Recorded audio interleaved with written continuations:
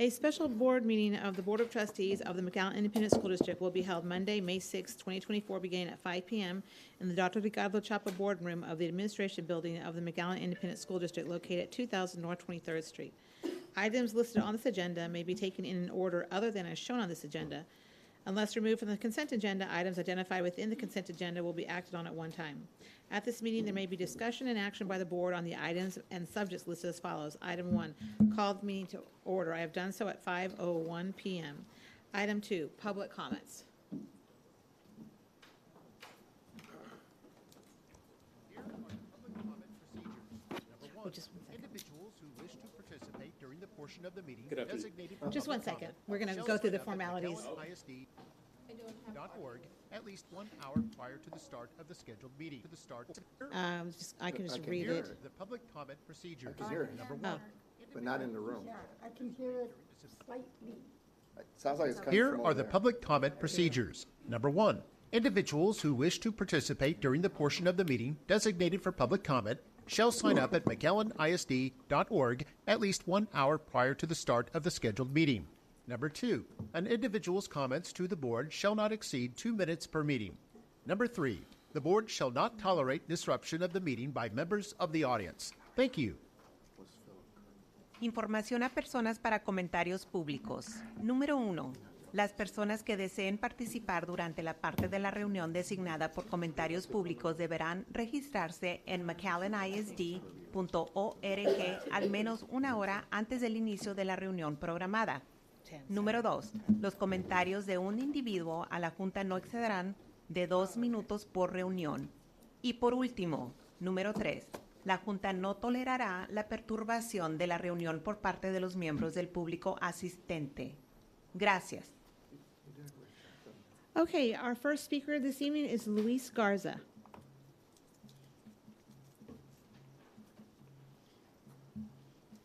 Mr. Garza, you'll have 2 minutes. The timer will start. I will not interrupt you. Superintendent Gutierrez, President Aliceda, and other board members. My name is Luis Garza, and I teach at Memorial High School. I'd like to address the board regarding the proposal to eliminate planning periods for 387 non-STAR EOC teachers, which will supposedly save $8 million. While I understand that the district is facing a dire financial situation, educators are not the reason for this deficit, and therefore we should not be the ones shouldering the brunt of this burden. I also find it incredibly ironic that teachers are literally taking time off from our daily lives to defend our planning period at the beginning of Teacher Appreciation Week. It is common knowledge that MISD teachers work well past contracted hours, and we've done so because of the pride we feel for our district and the pride that we have for our profession. However, eliminating a planning period for the purpose of saving money will extinguish the smoldering pride for MISD that so many have displayed over the years, and it will breed negativity and contempt at the campus level. Not only will it push teachers out of our district, it will also push many out of the profession entirely. Additionally, I'd like to address the misconception that MISD is the only district in the area that provides teacher a planning and a conference period. 2 such comparisons are with Edinburgh and Sheridan. For example, if we compare MISD to Edinburgh high schools, they have a 52-minute lunch period. They teach only 6 periods per day and have a shorter workday from 8:15 to 4:30. Sheridan high schools have the following: 3 90-minute blocks and 1 45-minute period per day. 1 90-minute block for planning, about half is used once a week for meetings. They teach 50 to 60 fewer students than typical MISD high school teachers right now, and they also have a shorter workday from 8:05 to 4 p.m. Because of these and other issues, I urge you to say no to the proposal to take away a planning period from non-STAR EOC teachers. Thank you for your time. Thank you, Mr. Garza. Our next speaker is Kimberly Morquecho.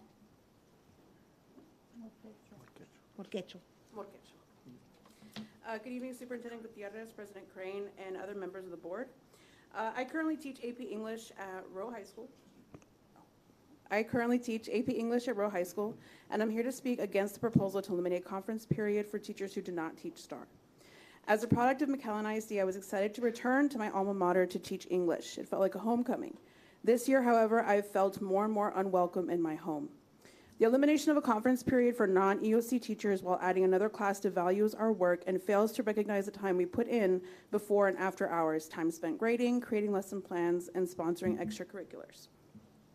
This proposal places undue stress on us, which will translate to less effective teaching.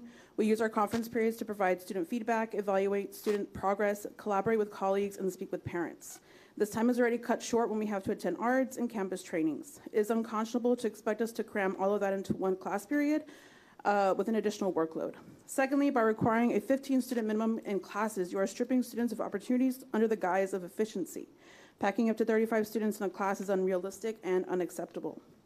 Thirdly, the passing rates of students, using the passing rates of students in advanced classes to determine whether we should offer more sections invalidates the rigor we provide throughout the school year.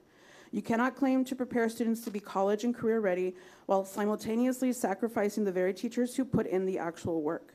To honor our time, one cost-saving measure you can take is to cancel the General Assembly at the beginning of the school year.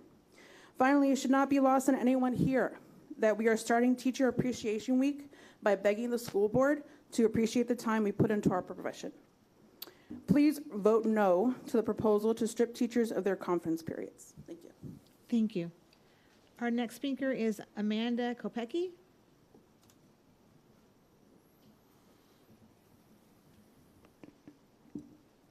Good afternoon, Superintendent Gutierrez, President Crane Aliceda, and other board members.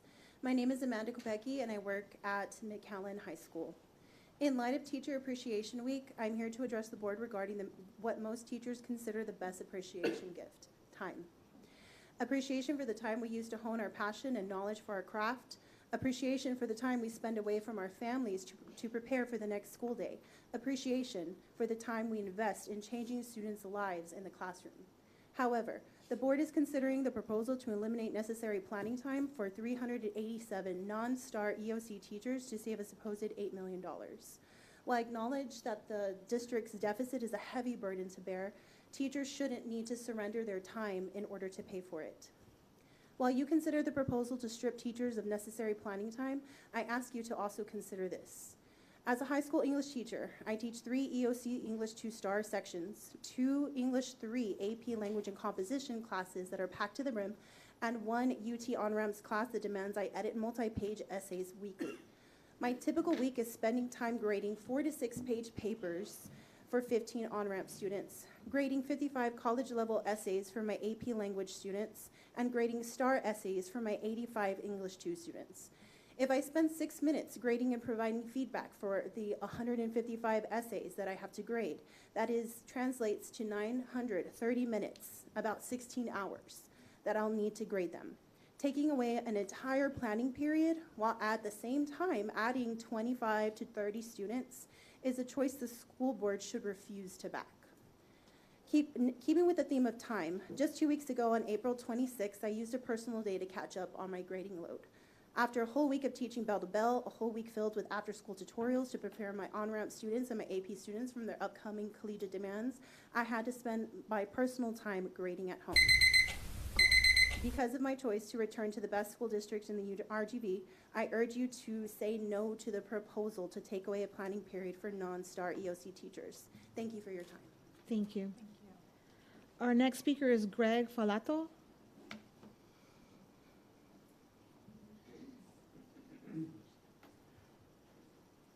Hi, this is my first time here. I'm Greg Falato. I'm a Memorial High School science teacher.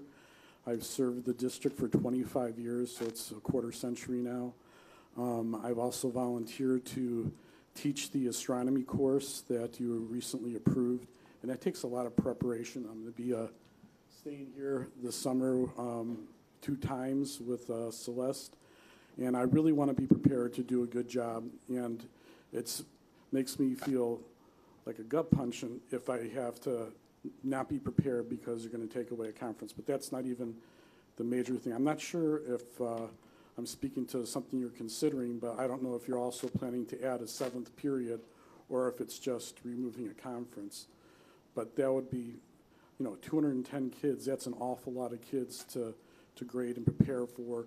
And 7 classes and 50 minutes a day, you can do the math, hopefully, and figure out that's not really enough time to be adequately prepared and do a good job.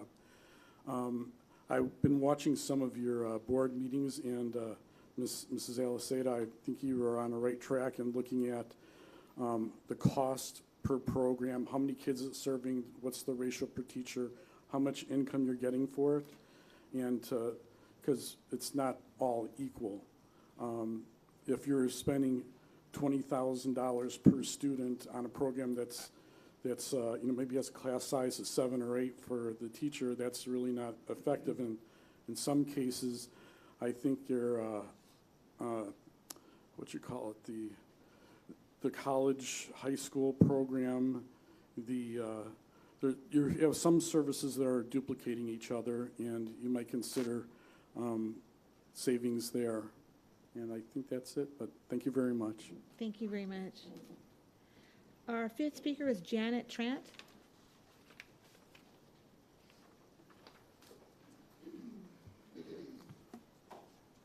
Hi, good afternoon. My name is Janet Tran. I've been a science teacher at Fossum for the last 13 years, and I'm here to speak on behalf of the 6th and 7th grade science teachers. I've done both. These teachers are teaching a tested subject. The way I read it said that the focus would be on STAR, and 8th grade science teachers would keep their planning, but 6th and 7th would lose it. The STAR test for science in middle school is given to the 8th graders, but our test is different because many of the TEKS that are tested in 8th grade are taught in 6th and 7th grade. 8th grade teachers do not have time to reteach them. They have their own TEKS to teach. So for the STAR test in 8th grade, about 40% of the test comes from supporting standards, and of that 40%, about 80% of those come from 6th and 7th grade. How can you say that 6th and 7th grade is not tested? In both the fall and in the spring, 6th and 7th grade students take a science benchmark test in class. This data is used to determine which concepts the students have mastered, which ones they're going to need more help with in the future. And then the 6th and 7th grade teachers plan with the 8th grade teachers so that the 8th grade teachers are prepared that this one is strong, this one is weak. We plan vertically often. 6th and 7th grade teachers even help with the review for the 8th grade STAR because they know that content the best. Most people know that teaching middle school is not easy. I always kept the motto, when I was teaching 6th and 7th grade, I had to make it memorable, I had to make it engaging, I had to make it fun. And so I would give them experiences which took a lot of time to plan so that when they got to 8th grade and the teacher said, oh, remember when you learned speed in 6th grade, and they give you that blank look, but then remember when you used robots to measure distance, and oh yeah, I remember that. Remember when you dissected a chicken wing to learn about bones and muscles? Oh yeah, I remember that. And then it starts coming back. But without those memorable experiences, it's not so easy. And if teachers don't have time to plan those memorable experiences, a whole lot more is going to be left to 8th grade review, and there's just not time. So thank you. Thank you. Our next speaker is Jason Barrera.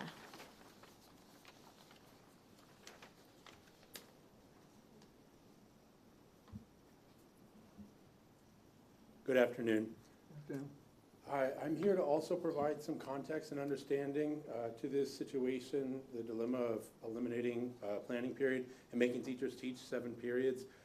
I know I speak on behalf of many other teachers when I say that this is frankly unbelievable, and trying to wrap my head around it, I've come to the conclusion that the only possible reason why we could have gotten this far is that there's some misunderstanding.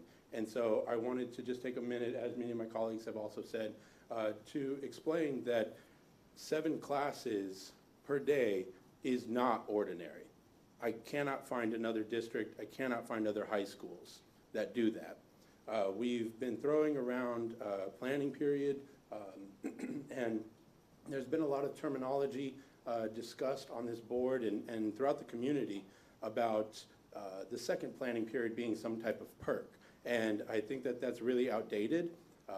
Maybe, perhaps, my theory is that we were one of the first originally, maybe, but it is the norm across many school districts to have 2 conference periods or the equivalent.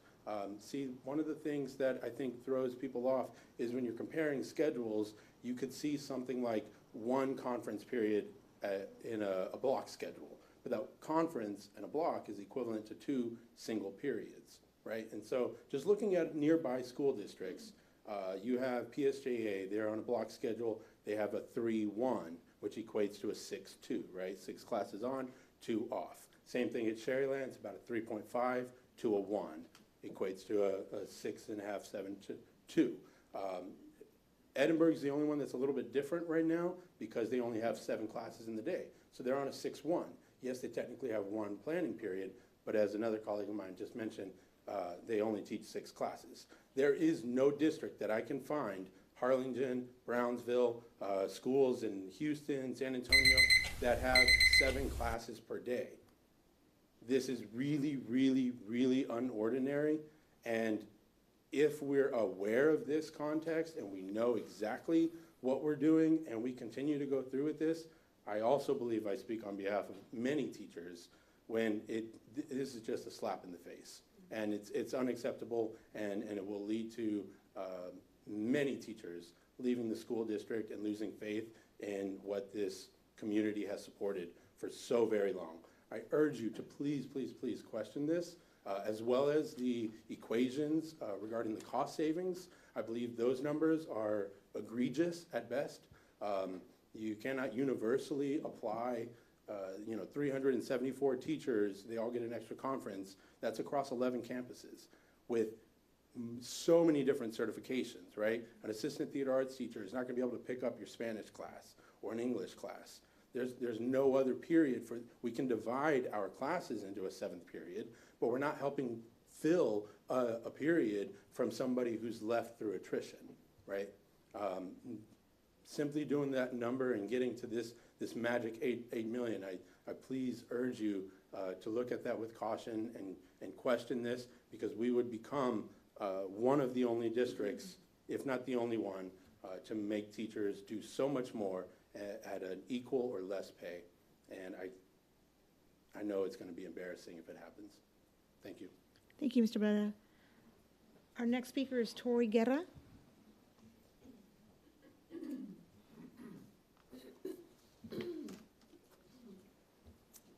Hello. Reducing overhead means looking at businesses' day-to-day expense and finding ways to lower costs. Overhead refers to the ongoing expenses that aren't directly related to creating a product or service. And McAllen ISD is in the business of creating lifelong learners. And making reduction or changes at a campus level would directly impact our students. It should start with this building first, and those in the central administration positions.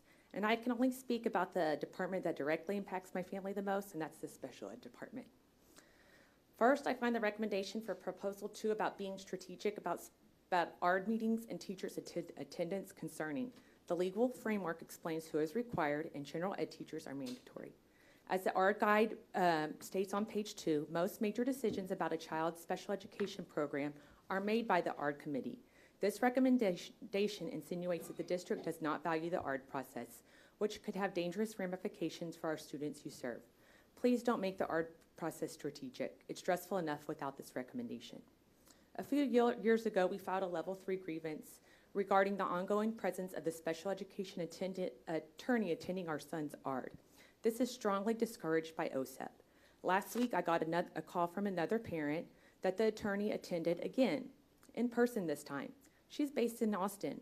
This means the district paid for her travel, her board, her accommodations, her food, her fees, as well as her staff's legal fees that they charge. She's not a consensus member and not needed. This is not a good use of funds when the district has an executive director, 2 directors, several coordinators that have extensive experience and knowledge. 2 years after our grievance, this is still an issue. I implore you to no longer allow this practice anymore, considering the costs associated with her attendance and the amount of salaries that make up the SPED department staff. It's unnecessary and a waste of our taxpayers' dollars. That money could be directly used to serve our students. In closing, this plan began to look at those on the front lines rather than those that don't make a daily impact on our students' life. I hope you take TASME recommendations as just that, a recommendation, and focus our attention on what matters the most, our students and teachers. Thank you, Ms. Guerra. Our next speaker is Philip Kirby. Good afternoon, again. Obviously, you can tell this is my first time speaking at a board meeting. I've been teaching at McAllen ISD for 14 years at Morris Middle School. I'm a product of McAllen ISD schools, having spent 9 years as a student. I'm a resident of McAllen. I'm representing the Morris Middle School Science and Social Studies departments. Obviously, others have noted the irony of kicking off Teacher Appreciation Week by stating that it would be in the best interest of the district to remove a planning period and add an additional class for these quote-unquote non-STAR tested subjects. There are several reasons why this proposal is misguided, but just a couple I would like to tell you about. TEO Code 21.404 talks about the 450-minute rule, and with this and the removal of the planning period, it makes it's really going to negatively impact and make difficult 504 meetings, ARDS, and department meetings. It would make, it's going to also push, in all likelihood, staff meetings to after school. This makes academic UIL and athletic UIL events likely to get canceled or rescheduled or have to delay. I teach 2 academic UIL events myself. There's no ability during the day to align vertically if this happens. This particularly negatively impacts middle school science, as one of the other speakers mentioned. There are about 50 TEKs, more or less, that are taught only in 6th and 7th grade science. And those teachers will have no opportunity to plan and strategize with the 8th grade teachers or with each other across grade levels. New teachers are under additional strain to stay afloat, let alone thrive, by taking away these planning periods. And those teaching more than one content area, which is happening more and more, will only be able to meet with one of their teams. So that leaves often younger and less experienced teachers that are doing this left to figure out a content area on their own on a day-to-day basis. So until this year, the removal of a planning period allowed for a $5,000 stipend. Now the district would like to increase the workload for 374 students, so we're told, with no additional compensation, as the district does continue to lag well behind the neighboring districts. Simply put, this proposal is not how you save human capital, as was mentioned in the second point, and it's certainly not how you show teachers that they're valued. Thank you. Thank you, Mr. Kirby. Our next speaker is Monica Garcia.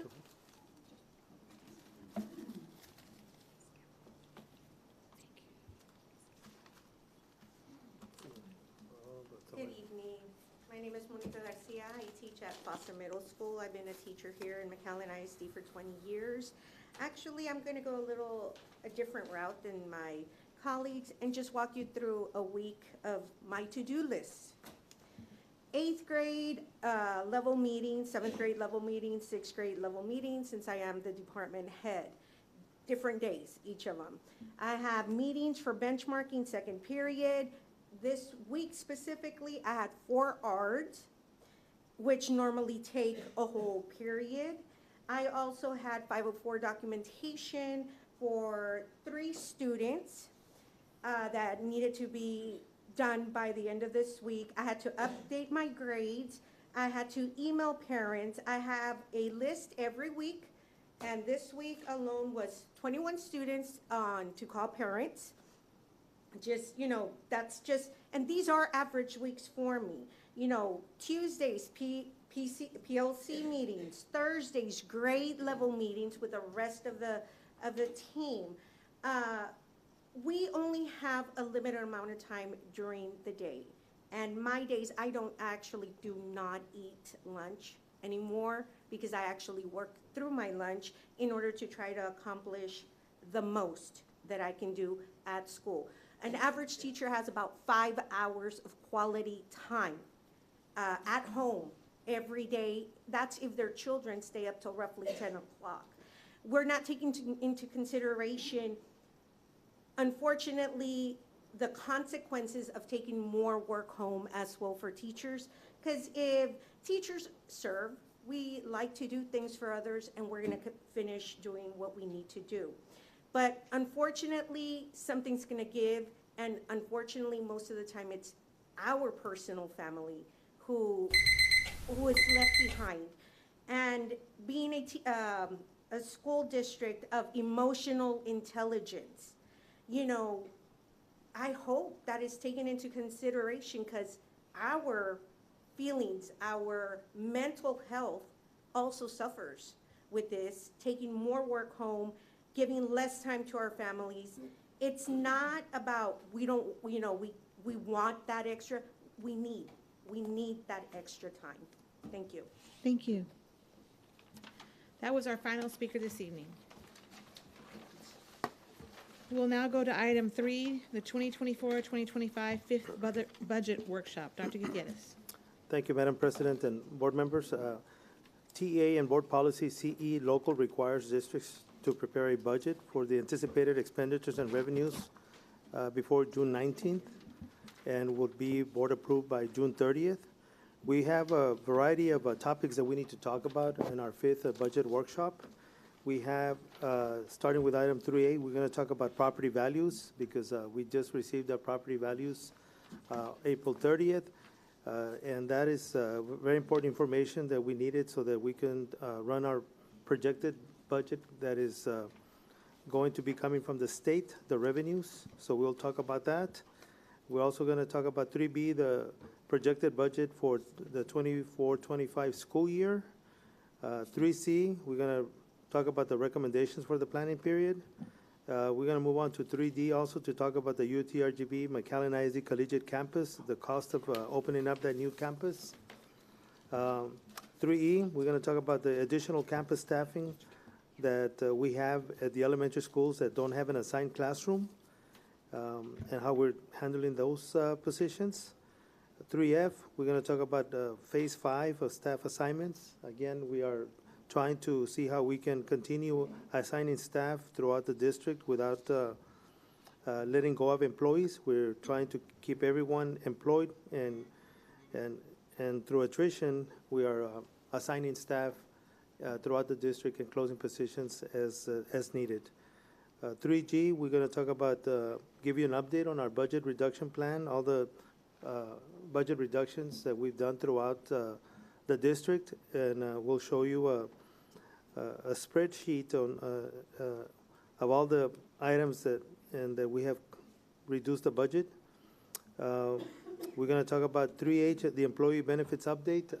Our health insurance is something that we need to also discuss and take into consideration as we're planning for the budget. We're not planning to change anything on our insurance benefits for next year, so that's good for our employees, and we're going to have a presentation on that area. And then 3I, we're going to look at some consideration for some salary increase models of 1%, 2%, and 2.5%. These are just information items for the board to know how much it would cost us if we increase salaries by 1% or 2% or 2.5%, just so that you can see the amounts that we will need to be including in our budget for those models. It's just a discussion item, but it's also to start thinking about any salary increase models, how much it would cost us. And then item 3J, the 24-25 contract renewals / non-renewals, that's an item that we will talk behind closed doors before we come out and take action. We'll discuss that in executive session. So without further ado, I'm going to go ahead and turn it over to my staff to go over each of those items. My understanding, Madam President, is as we finish each item, then we can open it up for questions and then move on to the next item, present, and then have questions, and then move on like that, in that direction? Okay. Yes. So we'll do that. Then the plan is to then present and then take on questions, and then we'll go on to the next item and take on questions and so on. Okay? So with that in mind, I'll go ahead and turn it over to Ms. Lorena Garcia. Good evening, Madam President, members of the board, Dr. Gutierrez. We would first like to start off by reminding everyone what our purpose is with the work that we are accomplishing at this time. We have made a little bit of changes in regards to the goals that we were presenting. This time we've aligned them to the 4 district goals. Number 1 being the most important, which is student achievement. And that was, you kept on hearing Dr. Gutierrez mention keeping the instructional programs offered for students. So that is the most important goal. We also have goal 2, which is tied to people development. And we also want to make sure that we propose to you a budget that saves the human capital. In Goal 3, Facilities Priorities, we will be discussing the UTRGV MISD Collegiate Campus and associated costs. And then finally, Goal 4, Financial Priorities, which we are working towards proposing a budget that provides for increases in compensation for all our employees in the district. I would like to start off now by giving you an update. As we mentioned at the last budget workshop, we had prepared a budget revenue analysis based on the July certified values. However, we were waiting for April 30th to receive the preliminary property values. We did receive that update by our Hidalgo County Appraisal District, and I'd also like to recognize in the audience that we do have Mr. Rolando Garza. He is the Hidalgo County Chief Appraiser. And then also with him is George Gonzalez, Assistant Chief Appraiser. And they are here available to answer any questions. What we did receive from their notice is the 2024 preliminary values did increase 4.97% from 23 certified values. Our budget had been, preliminary budget that we had been presenting to you had been planned at a 4% increase. So we did see almost a 1% increase on that. We also wanted to share with you that the net taxable value for 2023 was 9.1 billion and increased to 9.6 billion for the 2024 preliminary net taxable value, which is a change of $456 million increase. Another thing that did kind of set us back in our budget planning process was the actual tax collections on the over 65 freeze and disabled. There was a recalculation on that, and we saw a decrease of 3,052,005 from the 2023 certified values. Now, on the we were using the certified values to prepare the budget. Now, this did hit our budget planning process in reducing, of course, our tax collections. We saw once the new template was ran again with these new fresh values, we were able to calculate a $3.4 million decrease in tax collections. So that is an amount that adds to our deficit. In addition to that, we saw a $1.2 million decrease to state funding. And the reason for that is because a lot of that came from our Tier 2 funding, because that's based on our tax effort.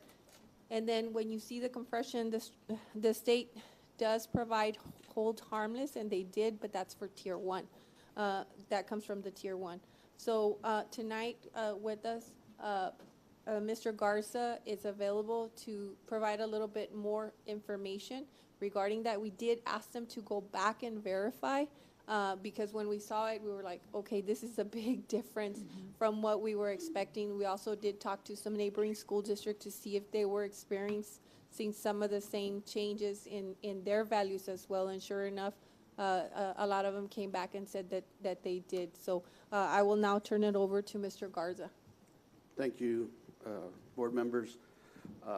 Ms. Garcia is correct. There is about a 5% increase in the overall values for 2024. However, you're going to be hearing some terms that the legislature came up with at this last legislative session, and that's compression is one of them. The other one is trying to remember all these terms,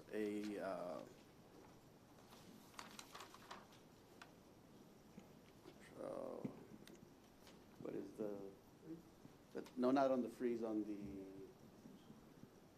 The homestead? circuit breaker. No, Circuit breaker. I'm sorry. On the first one, the compression, what we're doing is we're basically going back to 2018, recalculating the freeze for your over 65 citizens based on legislation that has happened in the past with decreases in the tax rates, where the state is saying we're going to fund a certain amount of school district funding by reducing the tax rates for the school districts. Well, that was happening, but the freeze amounts for the over 65 were never getting recalculated. So your over 65 population kept their freeze from prior years, yet the tax rates went down, but their freeze was never recalculated. So the legislature, actually the governor, for this last legislative sessions, made it one of his priorities to say, we're going to do tax compressions. So what we have to do now, and that bill did pass in Senate Bill number 2, was to go back to 2018, and there's a compression rate that TEA came up with. So we have to look at every account that has an over 65 and recalculate what their freeze is. So last year, your freeze amount that you were receiving was about $5 million. For 2024, it'll be about $2 million because we refroze all of these accounts based on this compression rate that TA came up with. So you're not losing any tax dollars from prior years. We're just recalculating based on what the legislature has done these past several sessions. So that is one of the biggest issues that we have. Again, you're not losing any money from prior years. Again, we're recalculating what you're going to be collecting in the future. Okay. So does that impacts us with state revenues with this new recalculation from 5 million? Well, the legislature did say they were going to hold you harmless, so we're hoping that they do make up some of this funding for you. They did provide hold harmless funding, and we reported that at the 4th 6 weeks, but that was primarily for Tier 1. In Tier 2, we did see a decrease in state funding of 1.2 million as a result of this change. So it did affect us on the state funding. On the Tier 2? Okay. But the other term, the circuit breaker, is before the only property that was capped or there was a reduction where the appraisal district could not increase their value by a certain amount was homesteads, where we could only increase your value by 10% in any given year. Well, the legislature now expanded that to all real property, commercial, apartments, residential, anything that does not have a homestead exemption now qualifies for this circuit breaker, which is a 20% cap. So even though your value has gone up 100%, you're only going to see a 20% increase in your overall value, in your tax valuation, in your assessed value. So that was another decrease that all school districts or all taxing entities will see for the 2024 year. So those are some of the items that you're seeing in your totals. If not, you would have probably had a higher than 5% increase in your overall value for 2024. Okay, I have a question. I know that a lot of our residents have already gotten their appraisals. Yes. And I'm sure they're going to protest. A lot of them protest. There's going to be a recalculation based on those protests about what the new amount will be or not? The totals you received are an estimation of where I think, and these are numbers that I project. That number is where I think you're going to end up when I certify in July. We will recalculate the actual numbers. Correct. And they could be high. I'm hoping that they're higher than this. I always plan for that because if I give you a number that's lower than this, then your funding is going to be jeopardized. So this is the best estimate that I can give you, taking all protests into account, historically what has happened. So I'm hoping that it's not less than the 4.9% increase that you're going to see or that you saw on the preliminary numbers that I gave you. So they will be recalculated. Correct. All of the numbers will be recalculated based on all the protests that we receive, and we work through July 25th when we certify.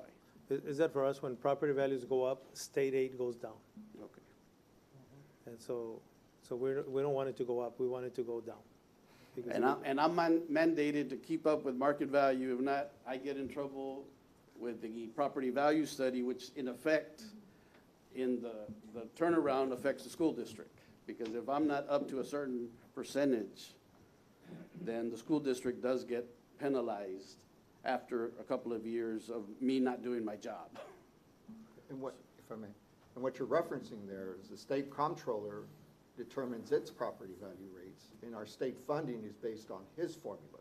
That is correct. And so what you're making reference to is if you happen to be too low or too high, when the state comptroller comes into the county and looks at the tax entities, especially school districts, we could then be, as what's happened in Cameron County, having to adjust for that as well. And some school districts are over there $9, $15, $20 million, in addition to our current situation. You are correct. That's exactly what happens.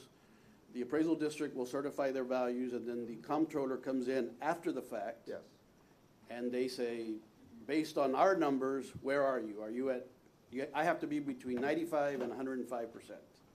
If I'm not there, then your funding will be affected. Currently, I am suing the comptroller's office, or I have sued them in the past, on a couple of school districts because I didn't agree with their numbers.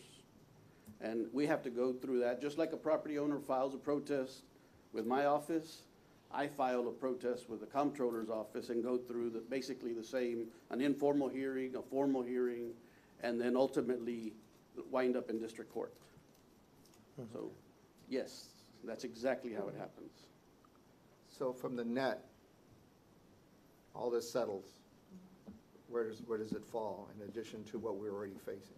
Well, it was approximately 4.5 million, but the next slide will provide a breakdown of our projected budget. And we've made some recalculations on the expenditures to see what the deficit is going to look like. And again, that's another estimate, as numbers are fluid and they keep changing and changes keep happening. But Mr. Garza did mention an important point about protesting. We too also protest our property values, so that's another process that we will continue to follow with our contractor or consultant, Linebarger. So when the time comes, we will also protest. And usually they're able to, for the most part, get us additional state aid through that process. So that's another avenue that we have available to us.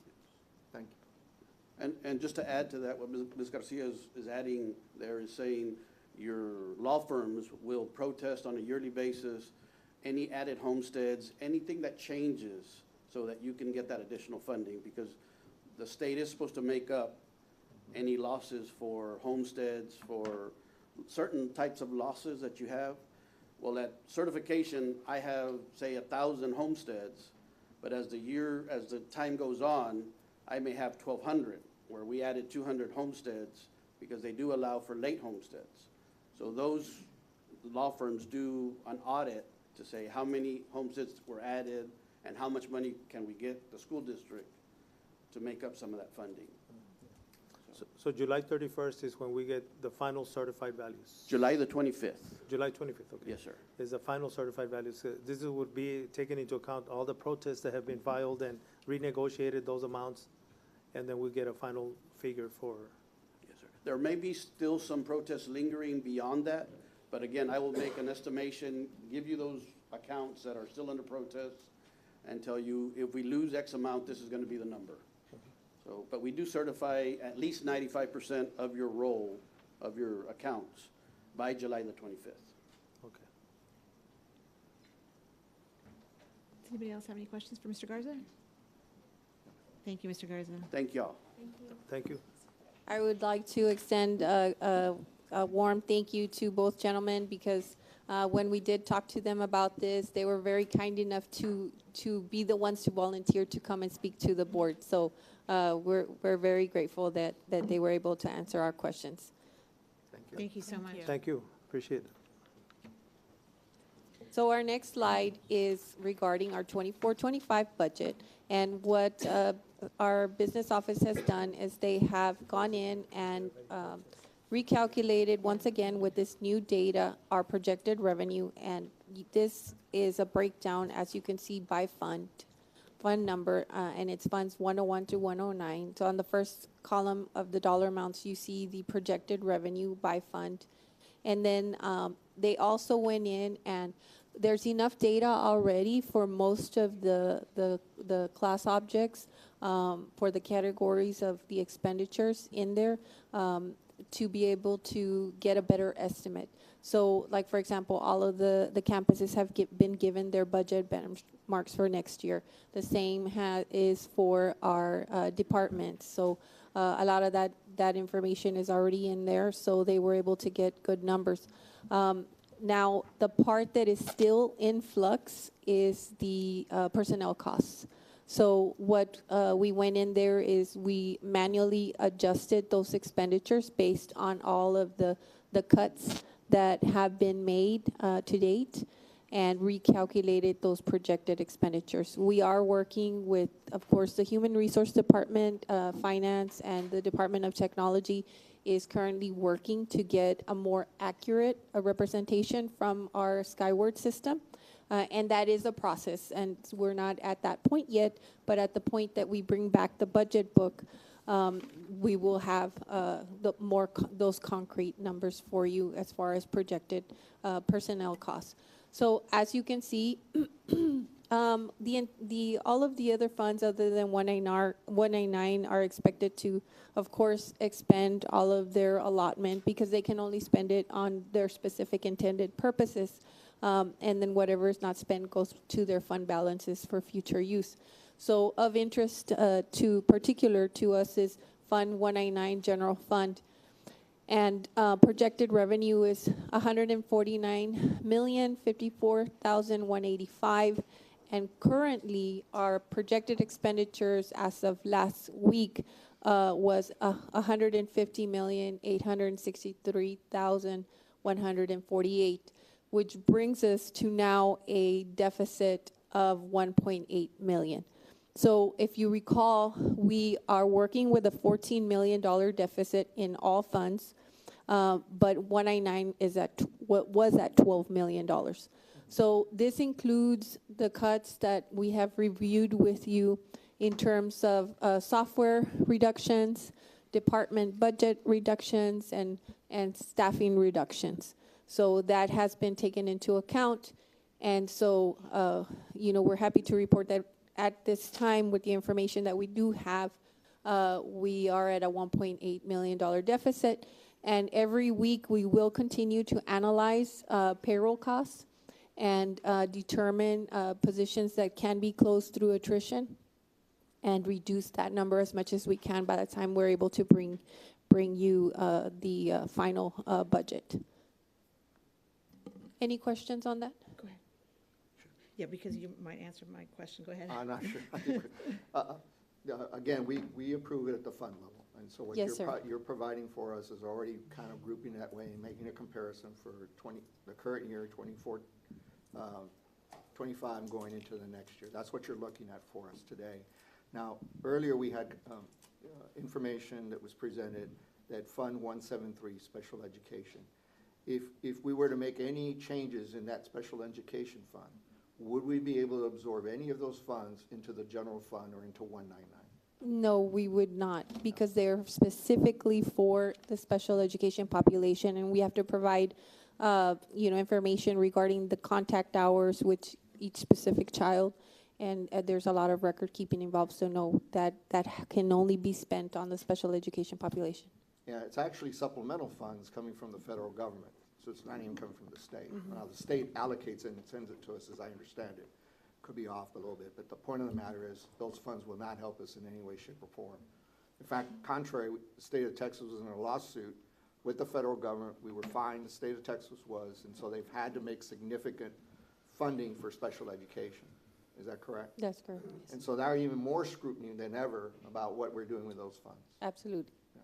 Now, the same thing with the food service fund, Fund 101. That's correct. That is another fund that is coming also from federal sources as well and funneled through the state that can only be spent on those specific services. And again, if we found any ways of reducing costs there or cost avoid, et cetera. It would help the program itself. Like, for example, wouldn't help the students, wouldn't help the program, and it wouldn't help the district with our current budget crisis. Yeah. And pretty much as you go through this, For the most part, They're locked in many cases, either by federal, state guidelines or other reasons. the only ones that are funded through 199, of course, would be the extracurriculars, which is athletics and fine arts. Advertising 195 we get from the sale of ads, which pays for the scoreboard and things of that nature.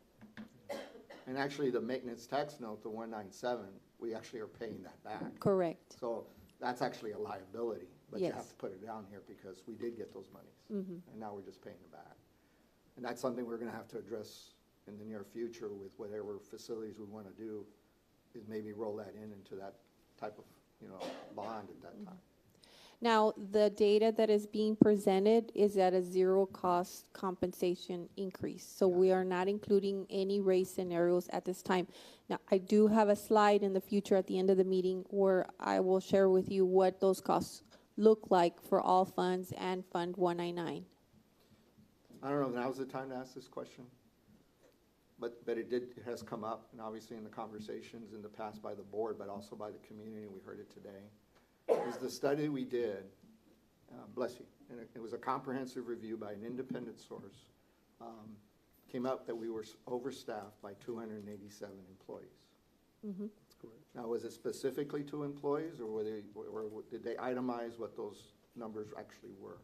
They itemized them by the different category of employee. For example, they identified instructional aides as a category, counselors, elementary teachers, secondary teachers, CNI administrators, central office administrators. There were very specific maintenance, police department, just about every single department in the district was looked at for those positions that are benchmarked by TASB, which is the independent agency that looked at that, and then they provided a breakdown by each one of those sections. So what we're discussing today and have been discussing and continue to move forward is what the board asked for over the last 18 months, definitely back in June, is a district comprehensive staffing plan. Yes. And this is what this is about to put into play. Yes, sir. It's taking those recommendations, and some of those have already been implemented, and certainly there's others that we have yet to get to because, time, number one, and two, because of resignations. Simply, we're not getting resignations in some areas, so we're not able to cut as much, but it was all-encompassing. Now, if you look at 287 employees, and there are different grades, and use a figure, I think you're all using 55,000. Is that correct, or is there going to be a difference? Well, there's going to be a difference depending on the position. 55,000 is what we're estimating for teachers. So you mentioned earlier that we're about $12 million short in 199, if I heard you right. Yes. We were 12 million at the beginning of this process, but now we're 1.8. plus any additional funds that we may need for a compensation package. But keeping in mind that we still haven't balanced the human resource side. These are just estimates. That could change. As of today, which we are double checking, showed about a $2 million increase. However, we're going back and looking at that data, making sure that it's accurate. So that 1.8 could go up. Hopefully it goes down as we're cutting positions. And that's the thing, we had three approaches. One of them, and we've heard a little bit about that, is we don't follow the TEA or the TASB plan at all. Just don't do it. We about $14 million still in the red. Right? Yeah, in 199 it would be 12 million. Mm-hmm. Exactly. Yes. The second option was for us to do a RIF, a reduction in force, is to go identify the 287 based on the recommendation, and superintendent recommend to the board, and the board take an action or vote up or down to call for that RIF, which is a reduction in force. Yes, however, that would be very detrimental to the staff and would go against our goals that we discussed at the beginning of the presentation. So we're taking the approach of the attrition. Correct, Which attrition. means for every person that leaves through retirement resignations, somebody within the staff is gonna be looked at based on their skill, knowledge, and experience and be moved into that role. Yes, can somebody take on additional duties is one consideration. Can we move an excess an excess position into that vacancy and then close the subsequent position? So those are the types of decisions that are being made one at a time. Every single case is looked at individually. Now, there may be instances, as it was mentioned again today, that you may not have an individual within the organization that fits that. So that then, and only then, you have to decide, and the superintendent will, to go out. Yes, and I'll give you an example. We currently have a vacancy for a culinary arts teacher. It may be very difficult to find someone with those skill sets and certifications to be able to fill, so that we would have to post externally. Now, based on the historical, my thought is that it looks like it'd take us around 2.5 to 3 years to absorb 287 individuals. Is that a fair amount, or? Yes, that's fair to say, and we may not be able to do 100% of the recommendations. That's also possible. Like, for example, clerical is one that I'm looking at, and I believe there was about 27 positions at Central and 21 at the campus level. And in having our conversations, those are also very difficult decisions to be made. The resignations are trickling in. You know, the economy is very difficult. Jobs are very important to everyone right now. So it may take us a little bit longer in some cases. Thank you. I was trying to get as many answers to many of the points that have been raised up front, so we can continue our discussion. Okay, sir. Thank you. Thank you, Madam President. Ms. Garcia, on the slide, how it says projected revenue, I feel like it's a little bit misleading. It's that those departments aren't generating revenue. The revenue that's given to the school district, that's where it's appropriated, right? So the revenue that we receive, that's how we at McAllen ISD are appropriating those funds, right? We're appropriating and the 21 million, the 7, and so forth, right? That's based on the state aid summer finance template, which includes both our local and our state funds. So that is based on revenue that those programs are expected to receive. But it's not generating, like athletics isn't going to generate $6 Oh, million no, in not revenue. in that case. Right. Not in that case. Those there's an amount that is allocated each year out of the general fund, That Fund we're 199, because those do not have a special allotment that is, you know, it's the district's choice to have those programs. Right. So that is appropriated out of a portion of 199 is moved into those two funds. Okay. And so last year's budget was the 245 million, and this year is the 230. And so is that where you're getting the we're short 14 million that we started from the very beginning? Is that where, when everyone says we're short 14 million, we're short 14 million, a lot of people are wondering where we're short 14 million? And is it because the budget that we had last year was 245 million in those funds? Not, I mean, it was 266, but in those funds it was 245, and now it's 230? Is that where you get the 14 million? It's really not an exact calculation Right. like that. Más o menos. Let me get to that page. I have that in my notes. So first of all, we had we had a $4.5 million that we lost in funding due to a decrease of ADA at the time that we ran the December state aid template. And then the special POPs, which are most of those programs, went down, estimated 2.4 million. That was one, so that gave us 6.9.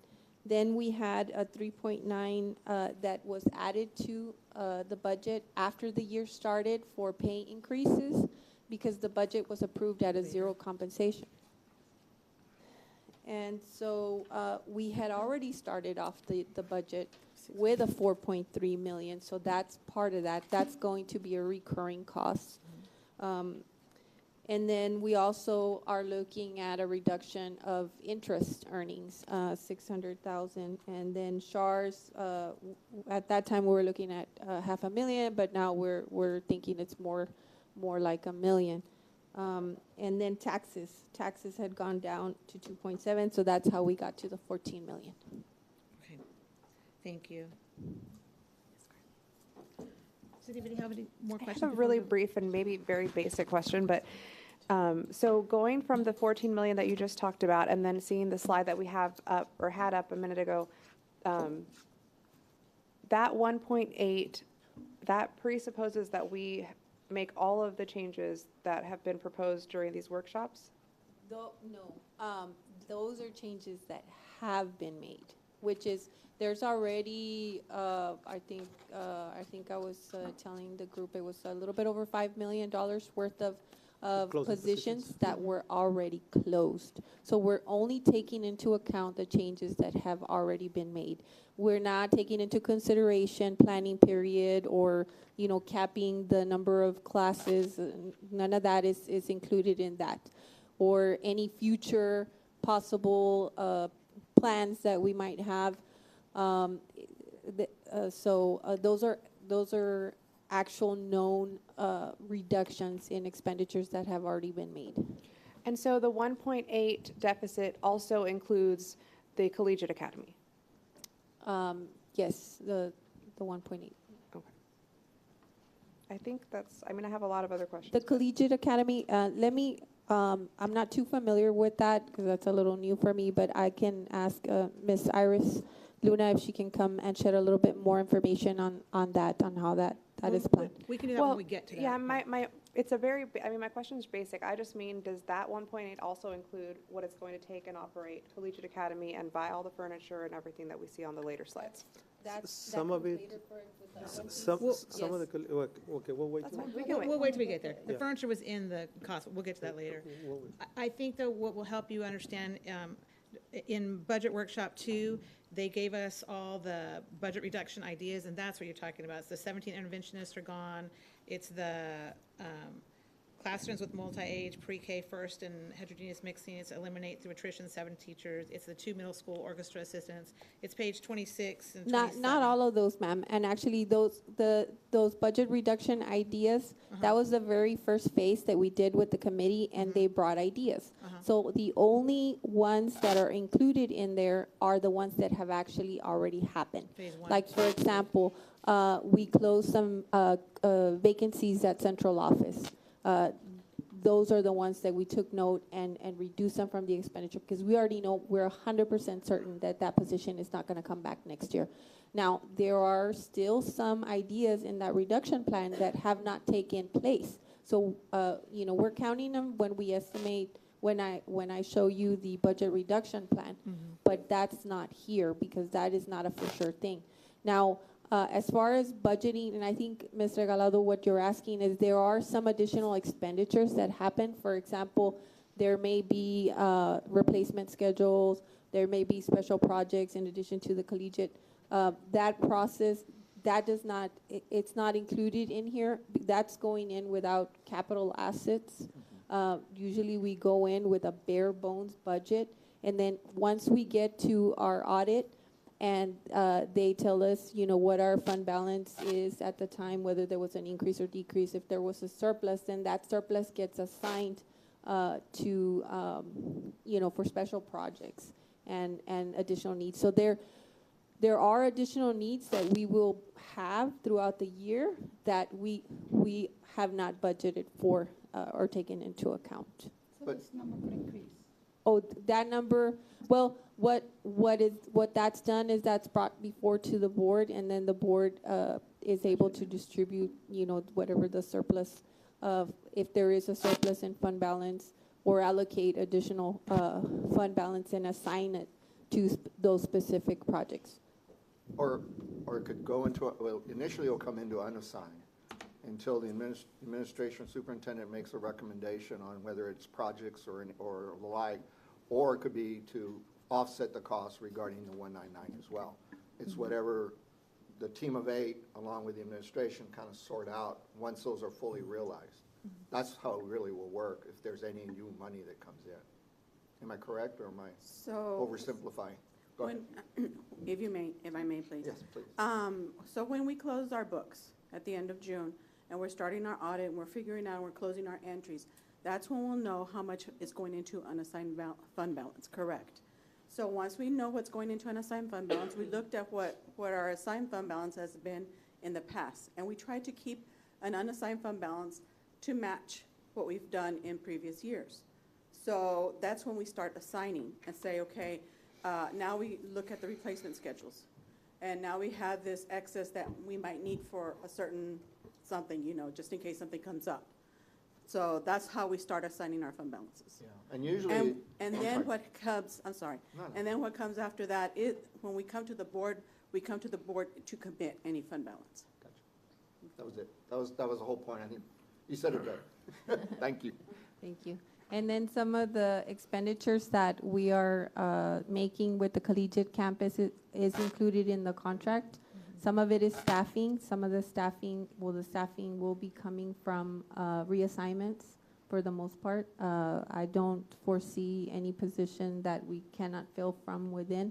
So that would come from extra staff. And we do have some of the supplies already in there. Like, for example, I know I was working with our nursing department, and they included in their budget benchmark supplies for that. And so some of the small stuff is also included, if I recall correctly. And what about the biology labs? The biology labs, as far as the... For the collegiate, because those biology labs have to be at a collegiate level standard. So the standard is a little bit higher than what we do at the high school levels. It's a little bit more expensive. And so, I mean, I'm not sure what that amount would be. We actually have an amount, and that's in Ms. Nina's presentation. She Great, will we'll be wait. talking about that. Yeah. I just want to say that the 1.8 million that we still have a deficit, we've done a lot of work to bring it down from a double digit of 12 million to single digits of almost $2 million, dollars. But even if we were to be leveled at zero, it's still not good enough, because we're still going to be overstaffed because we're closing positions through attrition. So just know that the process of attrition and closing positions is going to be ongoing all of next year as well, because we will be approving a budget, hopefully balanced and hopefully with some compensation with overstaff. And that will continue to be our work throughout the year, to continue to balance positions through attrition by closing others. And it's a lot of work. It's not going to be this year only. It's going to be next 2 years or more. And But we're heading in the right direction. We're doing a lot. Absolutely, absolutely. And the, may I? I Oh, didn't yeah, even, yeah, I that just was- inserted myself in the conversation. No, I'm go ahead, sorry. unless you're talking about the recommendations for the planning period. No, we're still I was on just B. going to, back to the property tax values. Those don't get certified till July. Our budget has to be passed in June. So that is in anticipation for the year to come. So we're working with estimates, but of course, we recalculate our budget every 6 weeks. So, as new information is coming, we're taking that into account and making those corrections and so forth. Bringing that to the board and informing you of those changes. Well, and that's why it's important to, at least on a quarterly basis, get the, any changes in the budget, through budget amendments or the like. And that's how we're kept informed throughout the process, which we have been, so we really appreciate that. What I take away so far, as we move on, since we are talking about 24-25 projected budget, and that's the key word, is projected. It's like any home budget. You start off with X, and somehow you get needs, somebody needs surgery, you gotta buy a new car, tuition, whatever. And so you make constant adjustment. That's no different here. None of this etches in stone. This is just a projection based on historical and what we're currently seeing in revenues. ADA, if our ADA does increase back to pre-pandemic, that instead of losing $4 million a year we have each year, that could turn around the other direction, and that goes into unassigned and gives us some latitude. But what I like is the fact that we do have a district strategic staffing plan in place that's going to move us forward over the next several years. We've needed this for some time. So I'm glad to hear that we're putting something in place that the administration is going to use, and I would hope we'll be reporting to the board on the progress towards that, so that we know and if it's accelerating or slowing down, as far as staff leaving and how they're replaced and positions are being consolidated or eliminated entirely. That has not happened in a comprehensive way. So I appreciate the administration for doing that. Okay, we're now going to go to 3C, recommendations for the planning period. Ms. Nino will be in charge of this presentation. Go ahead, Ms. Nino. Good evening, thank you. So I'd like to take you through a timeline of where we started with this conversation back in February of 2024, where the first proposal brought to our school board started out with core content teachers keeping the planning period. And back in February 2024, it was going to be these teachers who would participate in data disaggregation, professional learning community, skill development, content collaboration, and planning. In the yellow box, then it would be our non-core teachers who would keep the conference. So I also want to just take time to distinguish the difference between a planning and a conference. We are required by law to give the 45 minutes of conference time, 450 minutes, I'm sorry, over 2 weeks. That is not being touched in this example of this model. So just in moving forward, in case there were questions on that. And then in the red box, those would be some exceptions to the blue box of saying, well, we do have some staff that travels that help with coordinating periods or have block classes that would need to keep that because of those reasons. However, today we are making a recommendation for a second proposal. So now moving down almost 3 months, we would like to redefine that blue box of which teachers we can start with having that planning period kept. So in redefining this blue box, the grades and courses that have a state of Texas assessments of academic readiness, also known as the STAR exams, would be our middle schools, 6th, 7th, and 8th grades in the math and reading language arts subjects, and then the 8th grade science teachers and the 8th grade social studies teachers. Yes, the 8th grade science exam, STAR exam, is cumulative of 6th and 7th, primarily being 60% of the readiness standards from 8th grade, but just to help clarify with that information as well. And in our high schools, that is the Algebra 1 end of course, the Biology end of course, the English 1 end of course, the English 2 end of course, and the U.S. History end of course exams. In order for our teachers to be eligible with teaching a STAR-assessed course or grade level, they must have 4 sections or more of the above courses to have a planning period. And this is going to be based on STAR accountability. And on the next slide, I will show just a little bit of justification around that planning conversation. And this proposal also just reduces that categorization of core teachers versus non-core teachers in having this recommendation of the planning period. So here's an illustration of what our elementary and middle schools requirements are for their state report card. And 100% of their report card is based on STAR performance. They don't have anything else that's going to be calculated into domains 2 or 3 other than STAR scores. In the high school, we see STAR performance being at 40% of their 100% of the pie, with college, career, military readiness standards being at 40%, the remaining 40%, and 20% being the graduation rate. We have a lot of opportunities in our district to help contribute to the 40% of the CCMR portion of accountability. And with STAR, the only area that can give you a score is the STAR. So that is where that helps justify as far as at least having these teachers with the planning period in this recommendation. If we break down by middle schools and high schools the number of teachers that would have the planning period, we're going to see about 64% of those teachers in the middle schools, again, because 6th, 7th, and 8th grade have the math and reading language arts STAR assessments in those grade levels.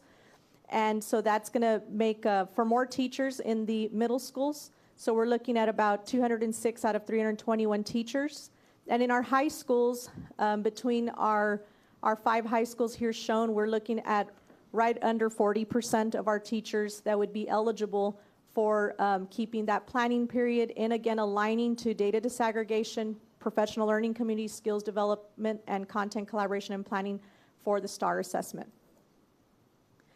So now also in just redefining the red box and looking at this information for different departments to support our different departments in the district. For the fine arts, we are looking at just maximizing the master schedule around our music teachers. So here we're looking at theater, choir, band, orchestra, and mariachi. For our athletics department, we would have our athletic coordinator, which is also our head football coach, assistant athletic coordinator who travels to the middle school to support, one offensive coordinator and one defensive coordinator who also serves as the strength and conditioning coordinator who also travel to keep that planning period because of the supporting between middle school and high school. And that would be consistent across all 3 high schools, which would, we would be looking at 13 teachers or coaches that would be, again, in this red box of exceptions to keeping the planning period based, again, on a travel time, a coordinating period, or the block class.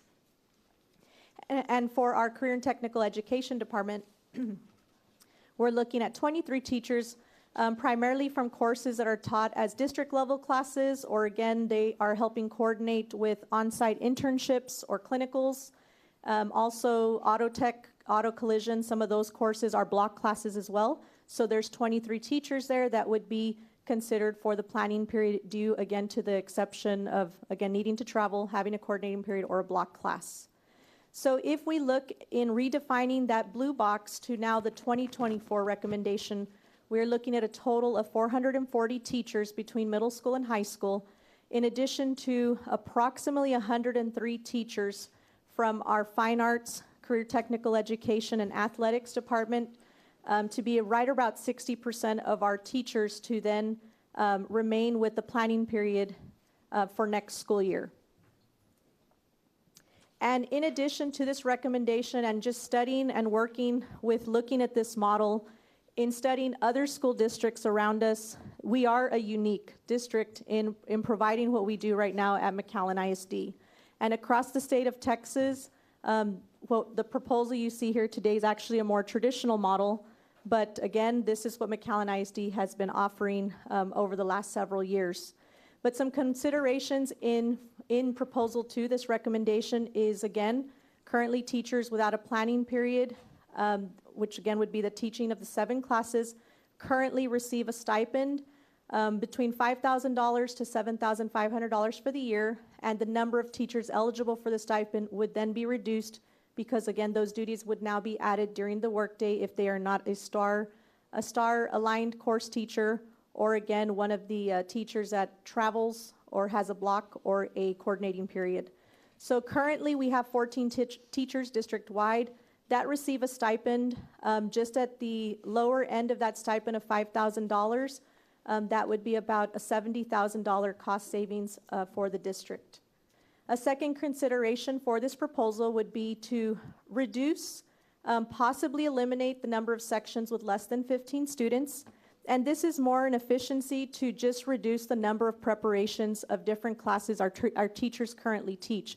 We've heard a lot of feedback of our teachers saying we teach 3 different courses, 4 different courses.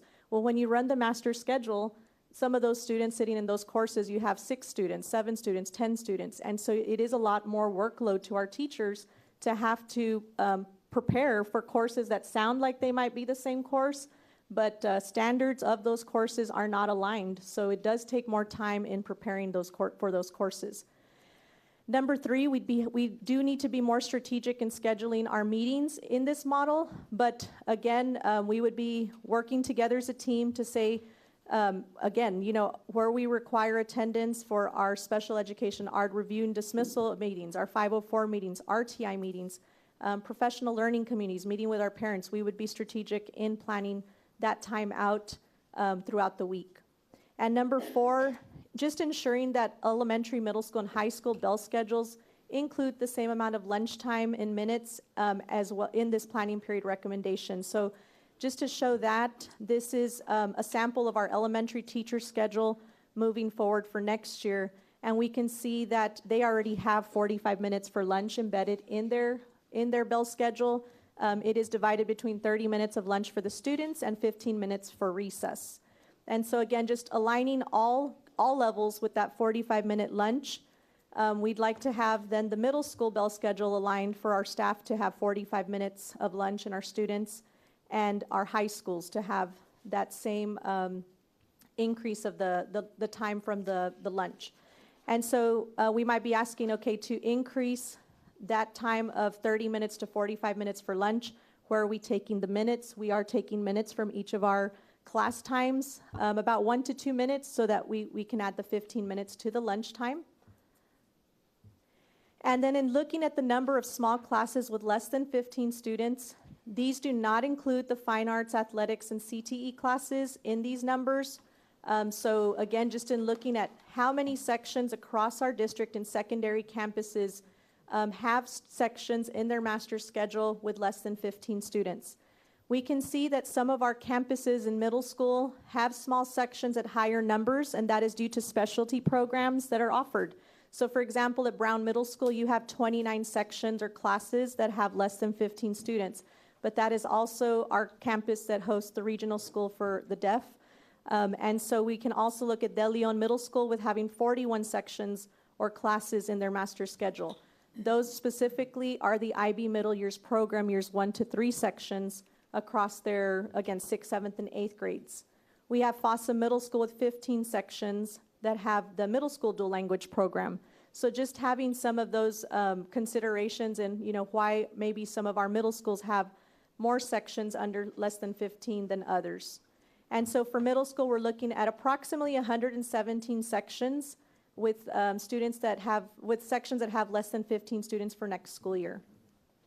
If we study the high school current planning for next year, we have, again, Achieve Early College with 10 sections or classes. They also are the high school for our dual language program. And then we have McAllen High School with 203 sections approximately, Memorial High School with 156 sections, and Rowe High School with approximately 147 sections that are sitting with less than 15 students. And IB at Lamar Academy, most of their classes are below 15 because, again, they are a specialty program there. But those sections are also included in the 3 comprehensive high school numbers, so they're not separate and apart. Just wanted to make a note on that as well. So approximate number of sections in high school with less than 15 students for next school year, we're looking at approximately 516 sections. So the total of middle school and high school are 633 sections or classes for next year. And again, just putting a cost savings for these sections, we are, if we had 633 sections and we divided that out by 7 sections of what a teacher would teach moving forward next year per teacher, that is about 90 teachers more, and at a base pay of $55,000, it's about a cost savings of $5 million. So just some considerations when we're looking at the number of small classes with less than 15 students. What the goal is truly just to have, there's a lot of opportunity to maximize more efficiency in our master schedule. The programs we offer are fantastic for our students. The choice we offer is fantastic for our students. But to maximize the look at how and when they're offered, really we have a lot of opportunity to work collaboratively to make this a more efficient model.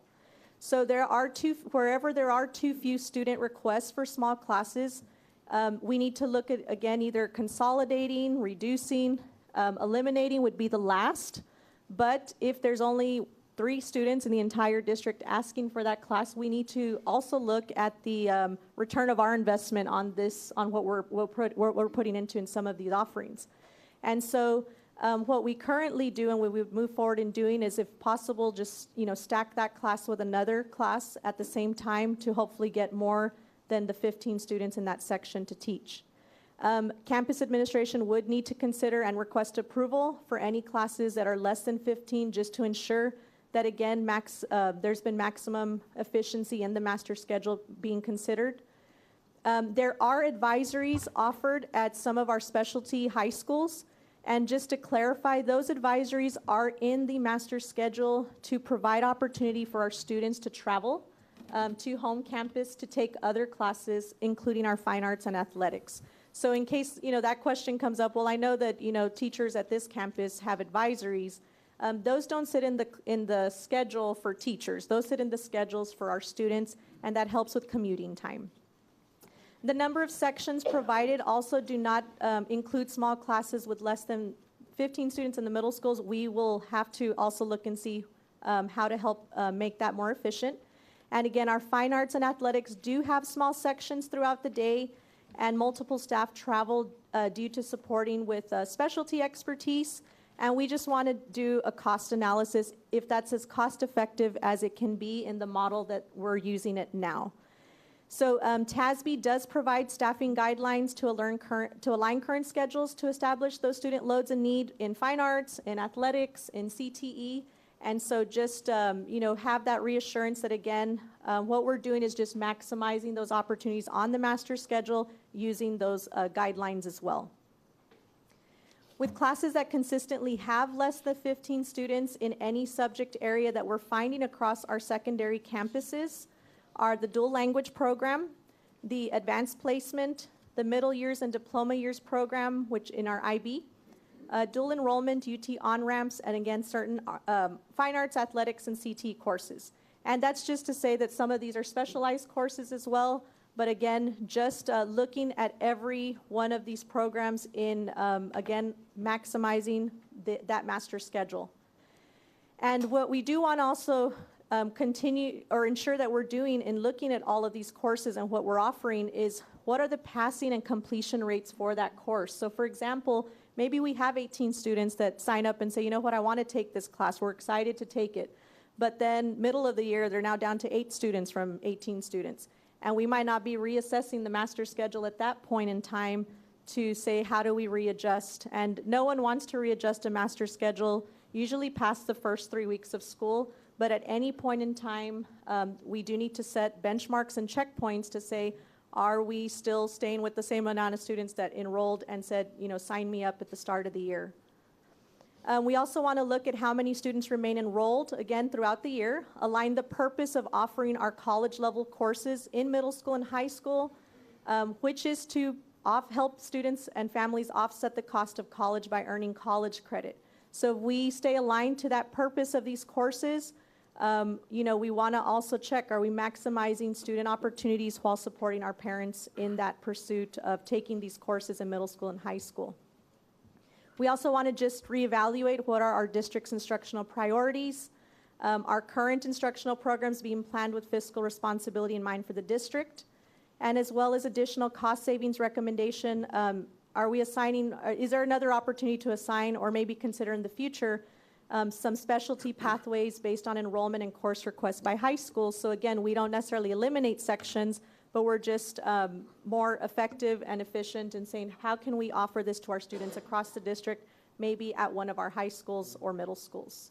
And what we're saying, we're not saying that if they don't have 15 students, the class is not going to make. Correct. It could probably make, we just need to have better control system and a revised system of whether we approve the class or not, because there wasn't any of that. There was just classes being proposed and putting them in the master schedule. And so there was no oversight about which classes could be offered because there are some needs that kids may have, and there may be 8, 12 kids, 11 kids, and that's fine if it's something that is efficient, effective, and it's going to help kids. But I think there was a lot of sections just opening up sections without anybody looking at the cost effectiveness and whether it was a really a need or was it just a want.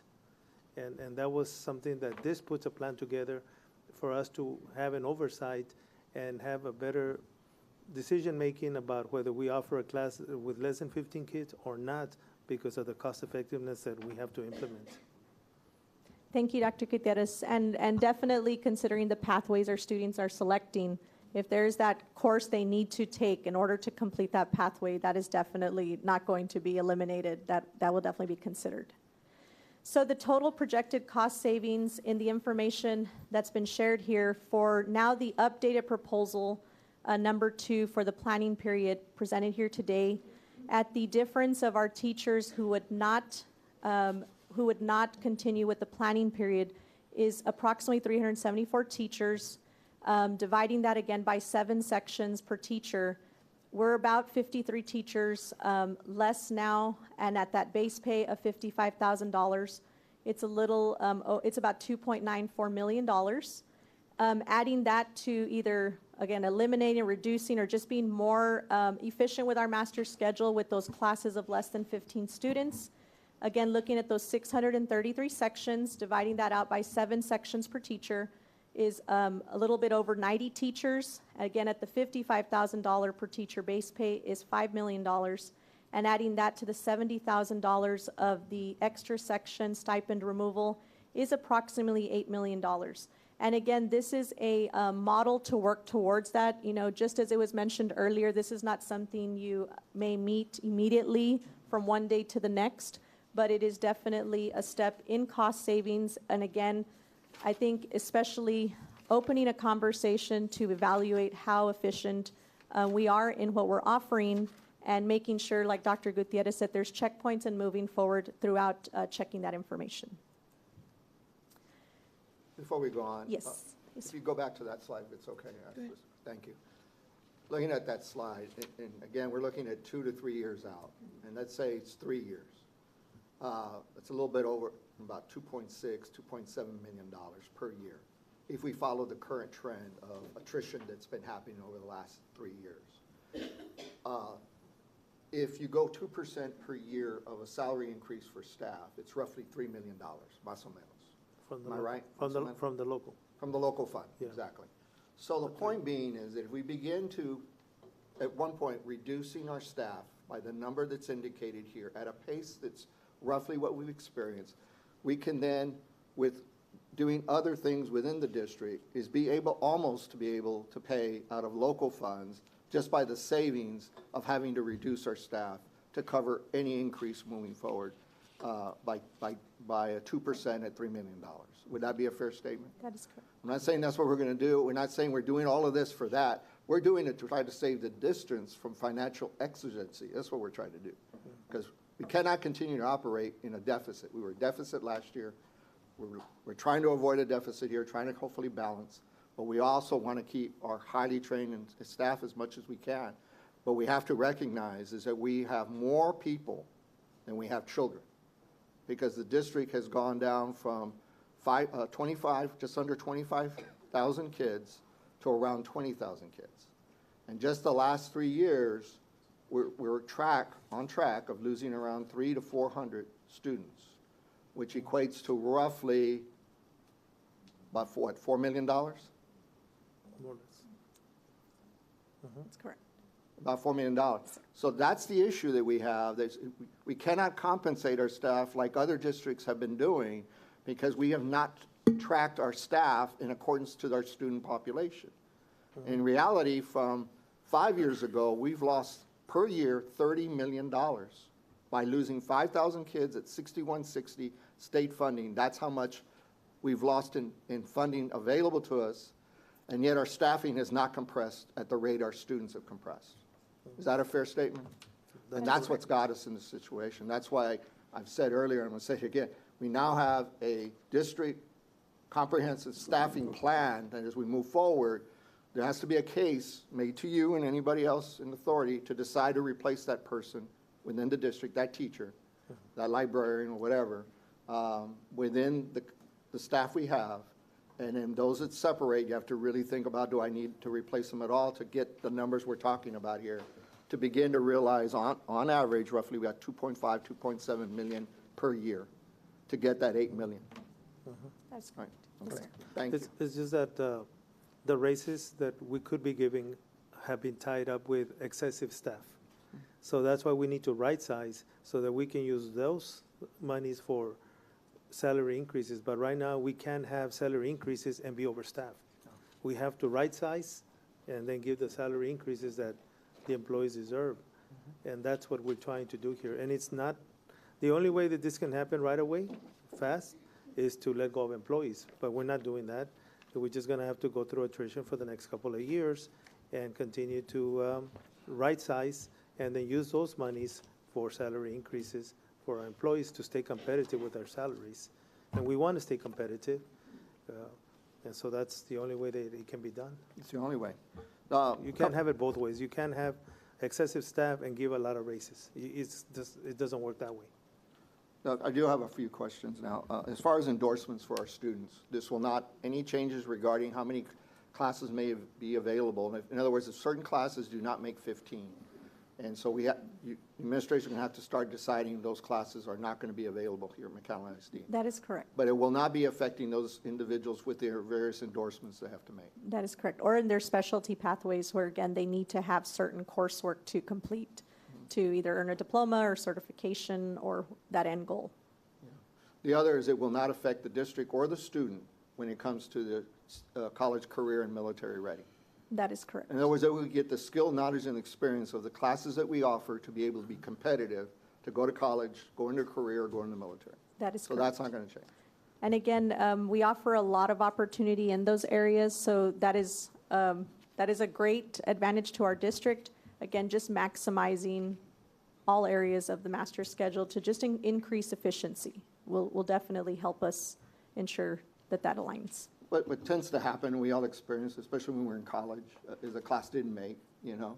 But if you look historically, they would have 30, 40 kids when it was real excited at the beginning when the class was started, years before we got there. We're there now they're struggling with it. And at some point, somebody's got to make a decision. We just can't continue to do this. Because in addition to the costs you're sharing with us, it doesn't count materials. It doesn't count the books, right? That's correct. So there's costs. It doesn't cost Training the does not space that we're using. include training, professional development for our None of staff. that. Teachers for the dual That's enrollment correct. and all of that. This We is, pay for all of that. that is correct. That is not anywhere in these costs. Yeah, I'm really glad, you know, and this is something we've been concerned for some time, not knowing how it really integrated, but we sensed that there were a lot of classes that just didn't make any sense when you looked at a schedule for a high school compared to other high schools. And so I'm glad you're looking at this, and I'm amazed it's this number.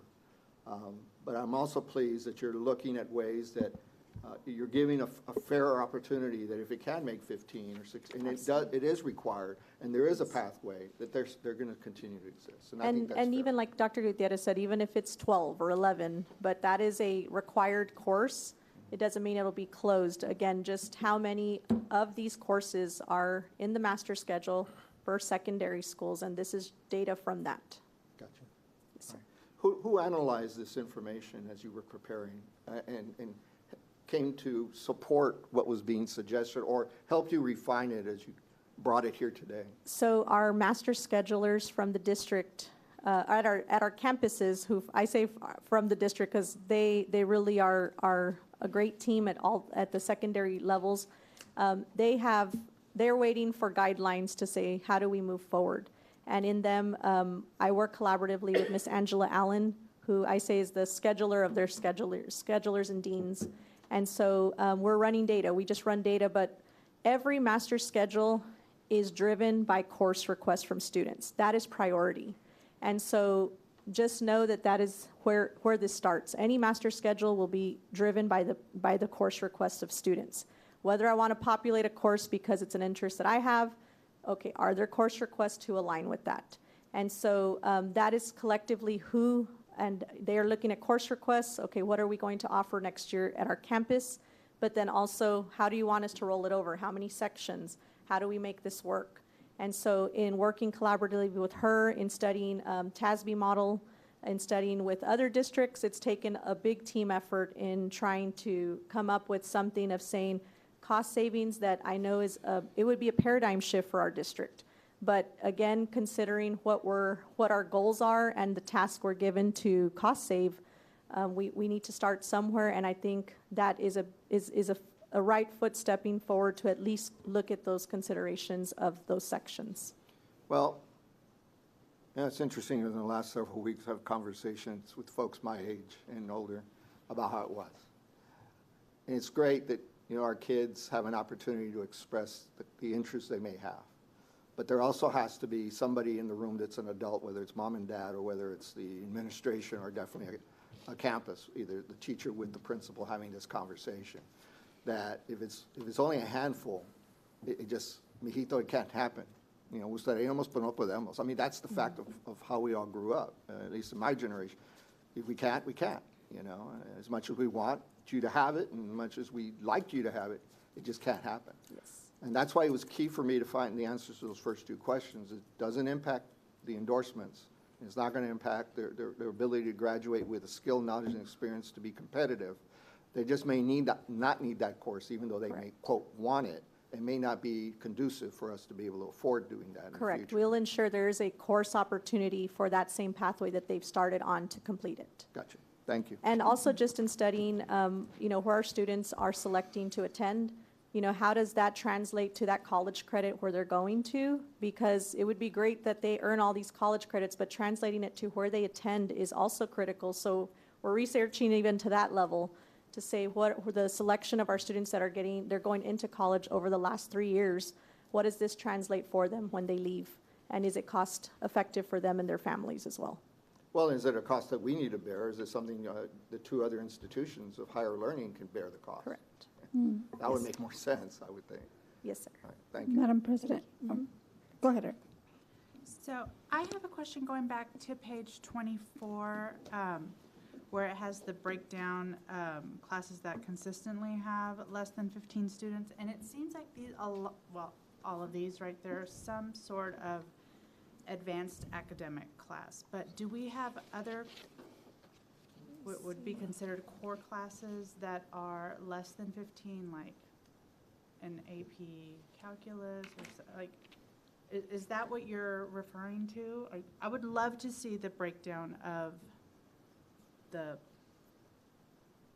classes within that category. 633 sections that we're saying are less than 15 students. We could definitely compile that report. The report is done. It's just hundreds and hundreds and hundreds of pages because you're looking at it by course, by campus. And so it's definitely taking time to count each section on the master schedule. That report, like I said, could be done and generated right now, and it's just binders and binders of paper. And is it just a scheduling? I mean, are there like 3 classes of the same course but less than 15 kids that could just be like scheduled at this particular time on? I think that is the opportunity, Trustee LaGarza, for us to look at is exactly those kinds of questions. So, for example, and it's not to say that, so going back to your question about the core classes, we have core classes that, again, our schedulers are expected to schedule in the middle school up to 25 students for every teacher, and in the high school, 28 students for every teacher. They're doing exactly that. But where you don't have maybe that many students is in your more specialty courses across. So again, you don't see fine arts in these counts, you don't see athletics in these counts, and you don't see CT courses in these counts, but they're definitely there as well with under 15. It's just the way the master schedule looks because you might have in one large section of orchestra, you might see 3 students here, 5 students there, but cumulatively there's 80 students there. So it's just looking at the master schedule in different ways, but there's definitely opportunity in the classes that we're seeing there just to say, okay, maybe instead of having one student take this course at this high school and nowhere else in the district, we do need to say, to help that course keep going in the future, that's $40,000 a year for one student to take that. Is it cost effective for us as a district? But maybe we can funnel that student into a similar course through an AP pathway or through an on-ramps pathway. So it really takes time to sit down and say, what does that course look like across the district in our master schedules? And if not, what is that next best opportunity to help guide the student to take? And on that same note, I know I received several calls from parents at one of the specific high schools where it was an underclassman, a sophomore, that wanted to take a higher level math, and the counselor told him no because it was reserved for seniors to take. But I just think that if we have the opportunity, and if, we should definitely open those classes. We should never deter a student from wanting to advance in whatever section or class that they want to. So I hope that that is also taken into consideration as well, that if we have a course where we want at any grade level for the students to be able to take it, that they're given that opportunity, because we should never prevent them from wanting to advance their studies, especially juniors, because we all know, like, your junior year is the most important year because we're in it right now. College applications are due August 1st before the senior year even starts, so it doesn't even really matter. It does matter, yes, but this colleges want to see what you've done up to the end of your junior year. So it's important a lot of time for these freshmen and sophomores that are trying to get these classes under their belts. And if those are sections that we need to open more of, then let's look at that. Well, that's a good example of, that if we put a number, like, you got to have the numbers, and there's a freshman or a sophomore that want to take it, but this is only reserved for seniors. Well, now we're going to look at numbers. Yeah. And I bet that they would want to put those kids now there because they're going to have the numbers Right.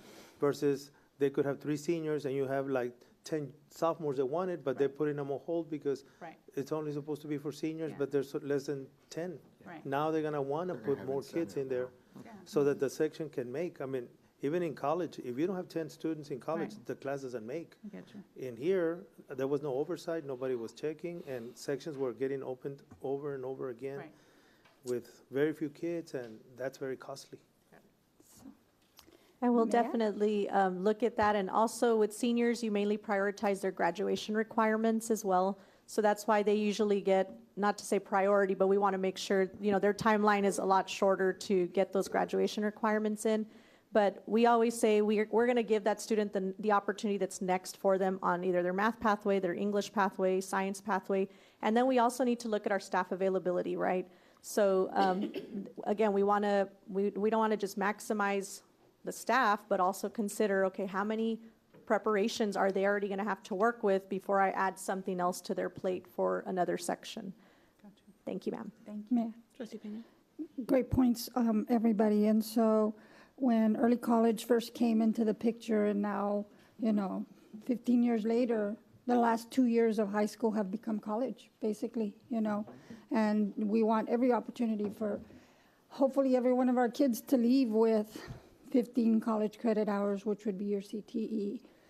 There's a plan for that, right? That's how CCMR came about, is because when we started early college high school, it became a numbers game.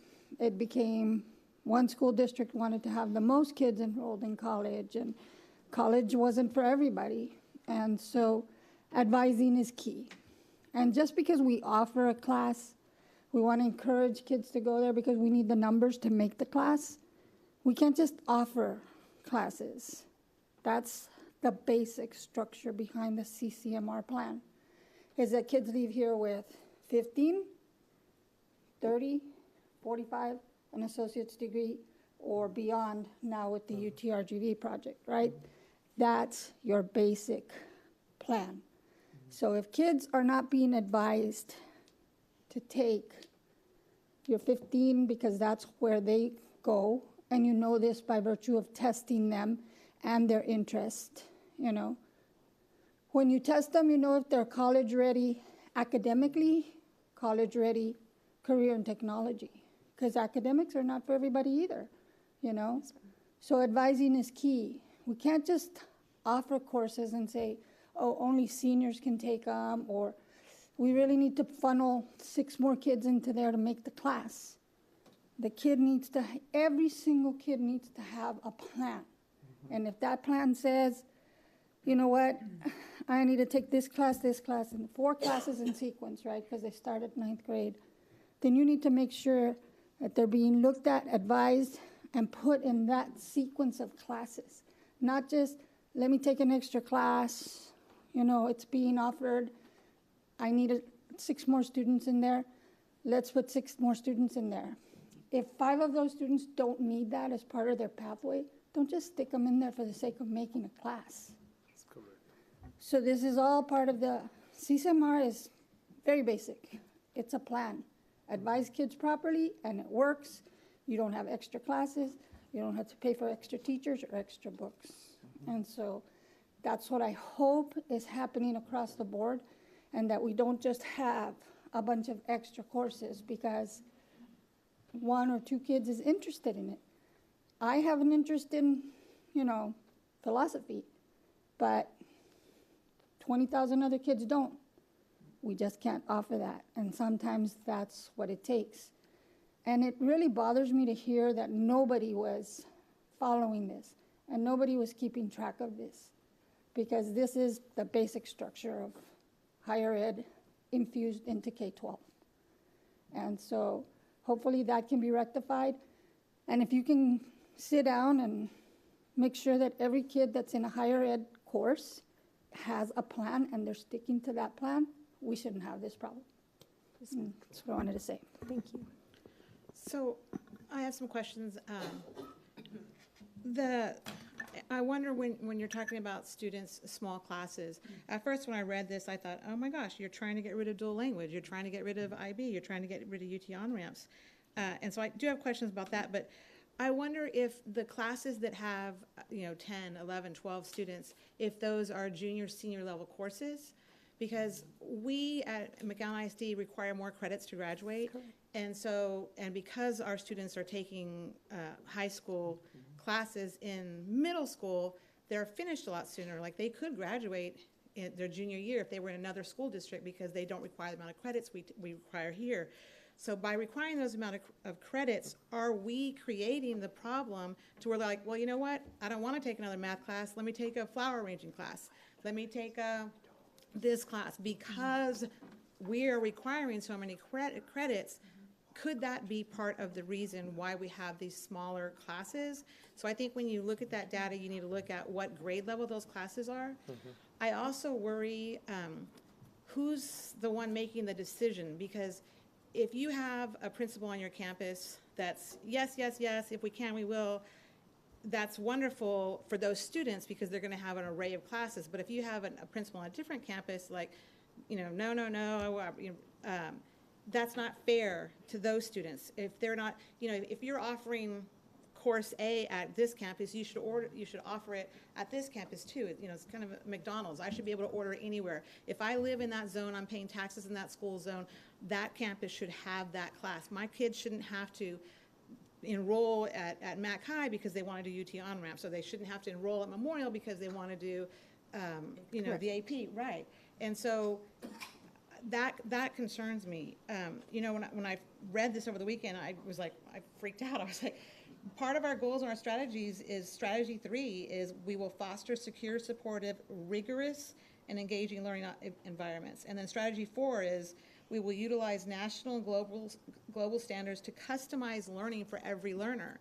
And that's what we do here. That's why our enrollment increases, not from people in McAllen ISD proper that are zoned to us and don't come to us, but from people out of district. The reason people come to us is because we have UT on-ramps and they want that on their transcript. Because we have IB, they want that on their transcript. Because we have robotics, because we have theater, fine arts, because we have certain things, people come to us specifically for us. And so we should never do anything that's going to mess with our enrollment. And so I worry that, are we thinking of, and on page 24 at the bottom, it talked about maybe specialty pathways and maybe making one high school the IB pathway. Is that another way to say we're going to move IB back into a comprehensive high school? No. That makes me nervous. Those were just examples and recommendations that I had received, so I just wanted to place that. But that is not a direction necessarily to move in. Right. But for example, like you mentioned, what we offer at one high school, are we offering it at the other two? And if there's not enough course requests there, can we consolidate to offer it somewhere the way we do welding right now or the way we do some of our district level courses? Yeah. So I think that is more to help just be more defined in how to help students reach that end goal. But you're not talking CTE courses. You're talking, this isn't geared towards CTE. This is geared towards other courses like studies. I want to do a studies of something, and there's only 8 students that want to take that course, right? Correct, because if we add fine arts, athletics, and CTE into the equation, we will be way, yes. But again, there's more strategy also behind some of those pathways. Mm-hmm. So again, these are not the only programs that have the less than 15 classes. It's just majority of them do. But I could find a 9th grade English 1 CP course under 15. I could find an Algebra 2 course under 15. But that wasn't the majority of the classes that make up the less than 15. And you can't offer it at every school so that there's a menu that, because if there's no... That's currently what we're offering right now. That's expensive to offer it at every school if that's not everybody has that interest. But you're talking core, you're talking core classes or you're talking electives? That was my issue too is, are we over the... the 53 teachers, is that core classes or is that elective classes? We're looking at all classes, again, with the exclusion of fine arts, athletics, and CTE. See, I think that needs to be broken down further too, because Okay, so your example on freshmen, if you have 10 people in that class, is it because you have 25, 25, 25, and you can't put 30 in those classes, and so that's why you have it? And we're also not looking at the class size reduction sections that require to be at under 18 for funding reasons. Those are not included in the equation, so. Yeah, I think this whole proposal 'Cause those have to makes be. me very, very nervous. And then like it's been mentioned by others, it's not an immediate elimination. We're not gonna suddenly get $8 million. If the board chooses to do this when they vote in June, we're not gonna overnight get $8 million infused into our system. This is gonna take 3, 4, 5 years. This isn't something that's gonna happen overnight. So that, my initial when I saw that is no way. Then in the same presentation, you're talking about the periods going from 6 to 7. I have a really hard time with that. I mentioned already that I'm not in favor of that. I just don't think that the argument is valid enough. I don't think that the money is true. I don't think you're going to see that money immediately. I do understand, like Trustee Saldivar was saying, we do have too many staff members, and through attrition, we'll lose some and we shouldn't replace them. I totally get that, but I don't see it happening by doing this. I just think that we wait, and through attrition, we're looking for $1.8 million right now. If you go back to that slide, that's what we're looking at. Without raises, we're looking at $1.8 million right now. And then to tell, well, I mean, it's the estimate, but then to say that if we got rid of those teachers, and if we did the classroom, if we got rid of that planning period, we would save that amount of money. That's the same thing as the smaller class sizes. It's not a real number. It's not an immediate number. It's not a real number, and it's certainly not anything we're going to see this year. It's going to take a lot of time to get through. So I kind of, I'm glad we're talking about it, but I don't think that that's real money that we should be considering that's going to help generate revenue or dollars or that we could use this year, if that makes sense. I just have a hard time. I just don't see it as an immediate thing, because we can't immediately change the master schedule. I mean, like, for example, my daughter, she came in under a certain curriculum bulletin, and these courses are the courses that she's going to take. You can't suddenly say, well, we're not going to offer that course anymore, because she's taking that endorsement, and it's going to be that course she's taking, and she's set out to take it her certain year. So I think there's so many moving parts to it that I just don't see this happening this year. I think that you're right, that we need to start planning for it. For the years to come, and I know you just came in November and you're hit with all this, and so you're doing, you're looking everywhere, and I appreciate that, but I just don't see this as a reality. It's just my 2 cents on it. Well, Trustee Regalado. I just had one comment, kind of, because I took when I looked at slide 28, I don't know if it's 28 or 24, but the one that talks about all of the different classes under 15. When I look at that slide, the next one. 24. No. Other way. That one. Sorry, I may be looking at an old one. That one. No, it's not even that one. 24. Anyway, the one that had, the list of being that it's dual language, AP, middle years. Okay. So Oh, it's 27. Oh, yours is different. 27 on yours. when I look at that slide, what's glaring to me is that we are so diversified that we are just fighting ourselves for students in these seats that we don't have. Students we do not have in programs that compete. What I would like to see is certainly the breakdown, like President Alizada said, of what students, what classes are we actually talking about? Because obviously core classes and they're going to be, if it's like she said, right, like a philosophy class or something that has like 4 kids because we want to be able to address those and offer those. Those are things we can't do. But so I would like to see the actual breakdown. But I think this speaks to a larger issue, kind of like now we have a comprehensive staffing plan. I would really like to see a comprehensive curriculum plan because we obviously can't compete across the valley. We have less and less bodies that we are fighting for, students-wise. So the fact that we offer UT on-ramps or dual enrollment and everything else that everybody next to us also offers is not helping us. So I would really like to see us develop a comprehensive curriculum plan. Thank you. Their offerings, rather. Can I- Definitely, we need to stay competitive with the courses that we offer so that they can come to McAllen ISD. But I'm more than positive that surrounding districts do not offer classes with less than 10 kids because it's not cost effective. And we talk about, I'm more scared that we haven't had any additional funding since 2019. But yet we want to operate with funding like if TA opened up the checkbook for us and gave us a blank check for us to fill out. We don't have that anymore. And so we have to change our strategy and how we operate financially because we don't have additional dollars since 2019, but yet we want to offer everything like if it was 2019. We can't. We have to change our game plan, and we have to be more intentional with what the courses that we offer, and we have to look at if it's cost effective for us. There will be some courses that I agree that will be less than 15 kids, perhaps even around 10 or less than 10 kids that we must offer, and we will offer those, but we're gonna have to monitor those and check into those classes and not just open up the master schedule and everybody offers classes like they were before, because we can no longer afford that. We're just gonna have to be more working with our staff, central office, working with the master schedulers, with the principals to review the courses that are going to be offered. And before we open it up, that we have a complete review of those courses, and if we need to open them up and offer those courses, we will. And it may be less than 10 kids.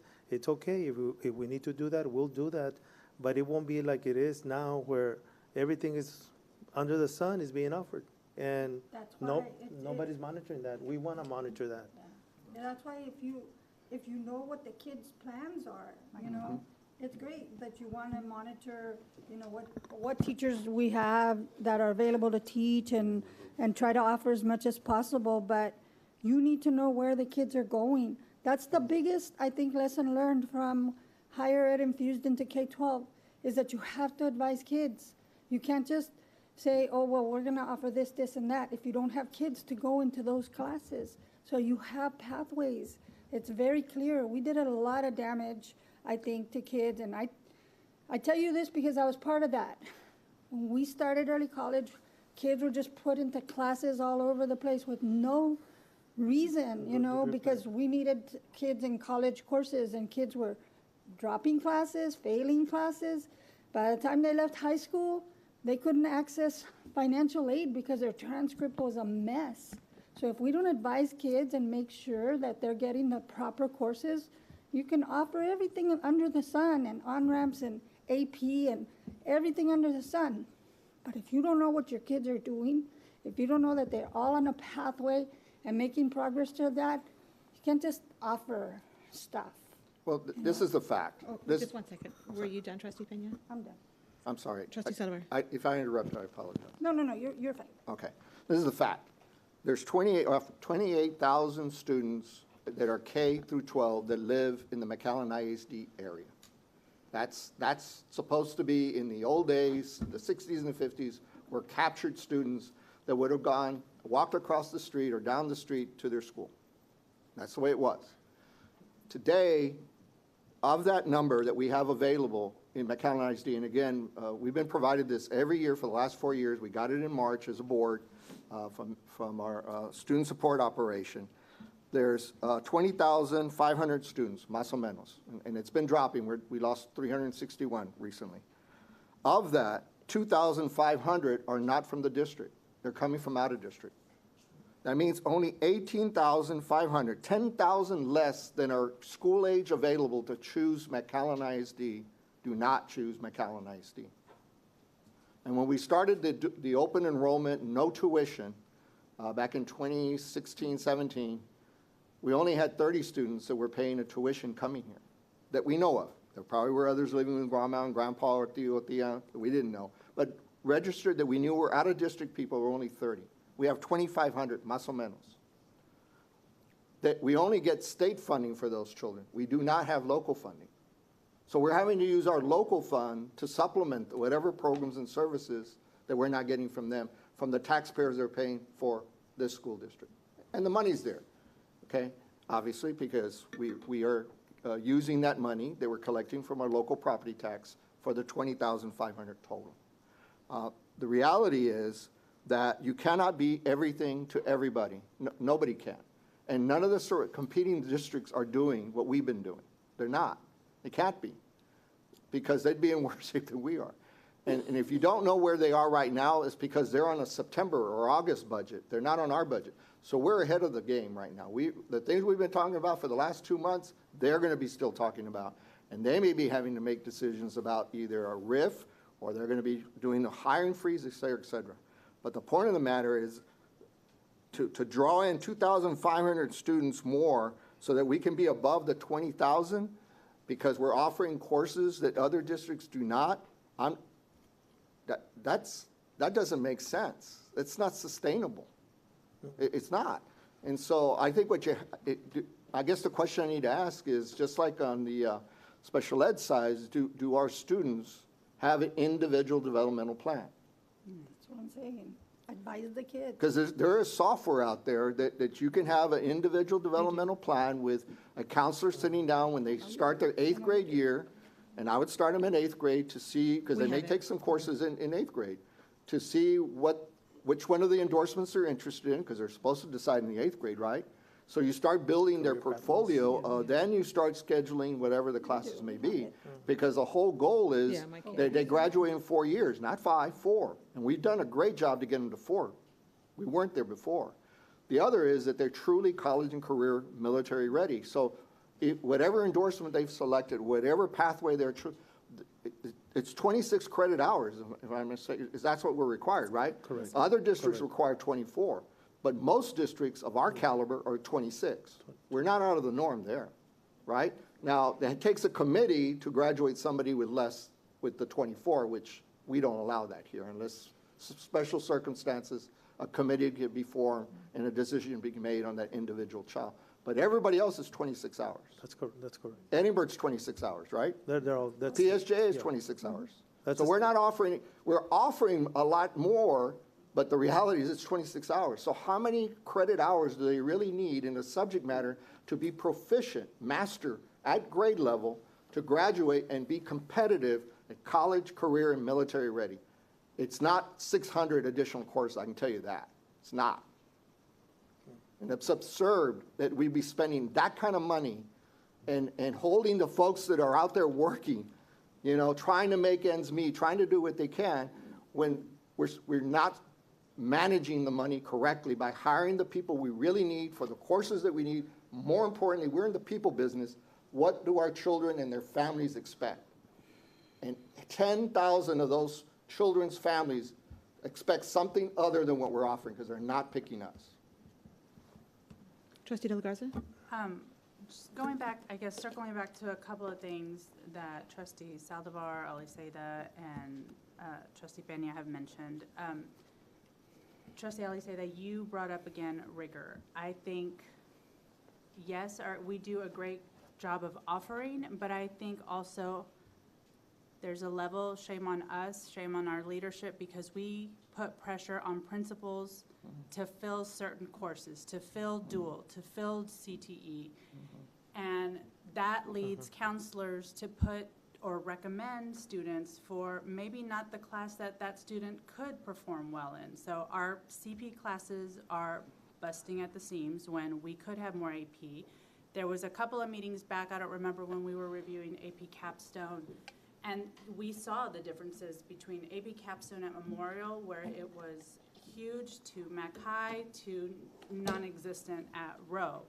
And I think that is something that we need to look at, and whether or not we are encouraging our students to challenge themselves now and explaining to them the readiness that they will have when and if they choose academic as a higher level course. But I feel that this is scary now, but then come September 1st or August 15th, whenever we're opening our UTRGV high school, it's not like we're gonna get 500 new students to fill that school. Exactly. And so if we have classes with less than 15 students now, where do we think that those kids are gonna go to UTRGV high school? And so this number is just going to increase. And so if we're not channeling and our principals know what we want and they recommend to counselors where those kids need to be, then we're going to see a deterioration of our own courses. We're competing against ourselves. Correct. I mean, Exactly. if you look, I know I see, and I don't mean to call you out, Ms. Everhard is in our audience, and this has been a huge conversation that we have had. If you look at the McAllen yearbook program, it is huge. I mean, they have student after student and classes are filled, but those are where some of those kids are channeled into those courses. And different high schools have different priorities. Why, I don't know, but I just feel that if our leadership here is directing principals to tell them we need more enrollment in dual or CTE, then that is taking away from the kids' ability to take yearbook or a more challenging class in their homeschool.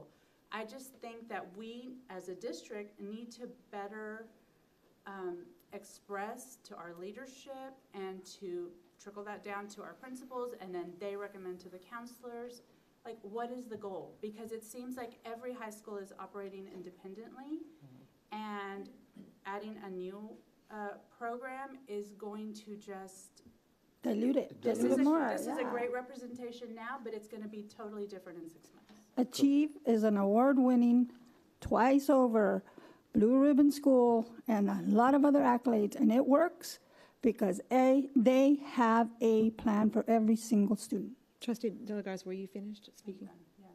I No, apologize. No, that's okay. So as you're speaking, I'm thinking the reason that some of those kids are taking those lower level courses is because we wait here at McAllen ISD, and we wait our class. So if you it's easier to get 100 in a CP class and get the 10 extra points versus getting an 80 in an AP class and getting 15 extra points. So that's a whole different argument. I mean, that's a whole nother thing as to why students take certain classes.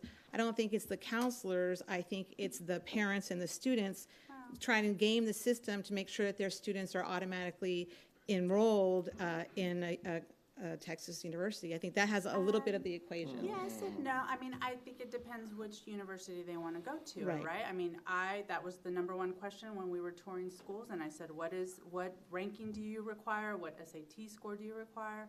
And what GPA do you require? And the school said, we don't look at GPA, we don't look at ranking. Every school district calculates that differently. We want to know, did your child take the most rigorous course that your district offered, and how did they do in that course? Okay, and so also if you take those, we're back to that, looking at those classes, those AP classes. One of the conversations was, well, if they're like AP physics, like if they're not making it at this school, put them over at this school and then travel over there. But if your student travels over there to take the AP physics at Memorial, because they're not offered at McAllen, they're losing a class period, right? And so that was concerning to me. And yes, our students do have degree plans that they follow. They get it like in the 7th grade and then the 8th grade, and their counselors are on them all the time. They have their endorsements, they have their career paths, and they know what they can and can't take. They try to take courses, and their counselors tell them, nope, you can't take that, even though you want to take it because it's not in your endorsement. So there is a lot of oversight from the counselors telling the kids what they can and can't take. And it's because they're in endorsements that they have to follow in order to get the different, endorsements, the career paths. So the counselors do a very good job at that, at the CCMR and all that. That is definitely going on. I'm concerned too, if this is voted on too, as who's the one to decide this? Is it the campus principal to decide it, or is there going to be a committee, like a curriculum committee that's going to have the oversight? Because like I was saying earlier, I'm afraid you're going to have a zealous principal who's like, yes, I'm going to do this, I'm going to do this, I'm going to do this, and that principal is going to offer everything and do a great job at it and have incredible teachers versus this principal who's like, we don't need to offer it, so let's not offer it. And then those students at that high school aren't going to be able to take those courses because that principal has decided not to take it. Why is that principal allowed to make that decision? This is a district. It should be a district level. It come from central office. Like if this does happen, there has to be rubrics, and there has to be something at this level that decides if it makes or if it doesn't make. because that worries me of who's going to have the oversight there. And that was just what I forgot to say earlier. And So that's I what we think- need to do. That's exactly why we're talking about this, and that's exactly why we're putting this plan together, because there was no checks and balances. I So we- am very confident the superintendent's going to be. And then, also, I'm sorry. I'm sorry. Also, if you take the class, if we go from that planning period and we go from teaching 6 courses to teaching 7 courses, won't that then make the classes smaller? For initially, yes, because they were overstaffed, and then as people resign and we review the resignations and close positions to attrition, it will level off and be right-sized. But initially, yes, it's going to be small classrooms with excessive teachers. And then it would take us that's why we're talking about a 2-3 year leveling off. We're going to have to level down to the right size. But yes, if we go with not the planning period, we will have a lot more teachers with smaller classrooms until they start resigning, retiring, and we start closing positions. Yeah, because I was thinking like we had the art teachers come and talk to us, and so if you have 30 kids in an art class and now you're going to get an extra period, so now you're going to get 15 kids in one art class and 15 kids in another art class, because it's not because more students are going to be enrolling, so there's not an extra class to teach for that 7th period, so that just means they're going to have smaller classes, so that concerns me too. But remember, we're losing kids every year, so it's not like I wish I could maintain 15 every year, but we continue to lose kids, and at some point, you can't have student enrollment down and hiring staff going up. So if student enrollment is going down, right, staff has to be right sized to be going So down. I worry, student enrollment to me is the goals. Enrollment, that's the goal. We all talk about it. But I worry if doing things like this, we're doing it to ourselves. Like if we decide, okay, we're not going to offer, let's see, AP Physics, or we're not going to offer this at any school, well, then I have my student, they offer it at a different school district. Will I now disenroll? And so I worry the unintended consequence of that also. But I do think that enrollment is a huge thing. And so when we were talking, or I was just thinking through about like stipends, and maybe we do something where we incentivize staff members to where, and everybody, the bus driver, the cafeteria, anybody, if you can bring a student who's zoned to MISD, who's not enrolled in MISD, if you bring them to our school district and they stay at least a semester, you get a stipend of like $500, something to really incentivize people, because if you bring a family of 3 people, the school district's making so much money off that, and if they stay for at least 1 semester, I'm sure they're going to stay on and on and on. I just think that there's ways, like when we're talking about budget, we need to be talking about ways to increase enrollment, and maybe the answer to that is a stipend incentive to people, to any student that you bring in that is zoned to McAllen ISD, does not currently go to McAllen ISD. If you can get them to enroll in our school district, we will give you. That may be that may not be allowable, because it may be a gift to public funds, a gift to public funds. But we're all facing throughout the state a decline in enrollment. There is a decline in enrollment throughout the state. We're not having more babies. I wish we would, or they would, rather, out there. I wish they would have more babies, but we're not having more babies, where there's a decline in the birth rates everywhere. And it's just that there's a decline in enrollment everywhere. After the pandemic, everything changed. There's a lot more mobility of our students, and the families moving around. There was the article from El Paso ISD is considering closing several schools and declining under 50,000 kids. And it was years ago when they were at a much higher one of the biggest enrollment. school districts. And there's one here in the valley where I came from. It's also closing schools. And so it's just a decline in enrollment everywhere throughout the state. We can't figure it out. There is birth rate decline, there is more mobility, there's families moving around, and immigration issues. So it's a combination of many factors. But we'll try our best. However, we cannot give stipends for enrollment because It would be a gift to funds. It would be a gift to public funds. Okay, I think we've all talked enough Well, about. I do want to clarify something that I think again, it's factual, and I outlined it how it is factual, is that we're on average about 100 staff people are retiring and resigning every year. Am I wrong about that? I'm actually being conservative. And if you figure that at $50,000 a year, that's what, $5 million. And so if we try that trend through attrition, now, there are going to be some you're going to have to hire from outside. I get that. So even if conservatives say that's 50, that's $2.5 million. Your projections of $8 million over the next 3 years is between $2.5 and $2.7 million. We covered that when I went through the steps, right? And so it's realistic that the trends of attrition will continue based on our historical data. And I'm more conservative. So far this year, we're at 115. We don't have the numbers for today, but as of 2 weeks ago, it was 115 for the district. So it is realistic. It is conceivable. As far as what we've been doing with these programs and I have every confidence that the instructional leadership that's sitting before us and sitting to our right knows about this public education in general, but knows McAllen ISD in particular a whole lot more than the 7 of us together, is going to work our way through identifying now the curriculum program that we need to have for our students to meet the endorsements and the CCMR, and also to deal with the staffing model as well. I have no doubt about that. And the other thing is, we've been trying this for 10 years, for at least 10 years, and it hasn't worked, and it's not going to work, because the birth rates are even worse today than they were before. We were hiring 0-year teachers right now, and many in the past being 15 years ago, as early as maybe 10 years ago, would have been bringing 1 or 2 children with them that he started with. Most of those individuals are not bringing any children with them because they're not even married in most cases. And that's not just us, it's everybody. They're getting married a lot later and they're having fewer children. And McAllen has become the central part of an urban area like San Antonio and Austin, Houston alike. And most of it is, and you can go up 10th Street, go up Novelana, go up Pecan, and it's commercial buildings, not residential. It's commercial buildings. The more commercial you have in a very small space, which is 4 miles across, and I think it's about 16, 17 miles long, that's it. That's McAllen. And we're smaller than that, McAllen ISD. North of us, you have Edinburgh Consolidated, and you have Sherilyn ISD within the city of McAllen, where our kids are also going to. So that's the reality we're faced with. It's not going to change. It's actually going to get worse. So I think we need to take these recommendations very seriously and begin to put them into play to hold on to as much talent, because we hold on to this for another year, their folks are going to retire because they're going to have to, or they're going to say, I had enough of this.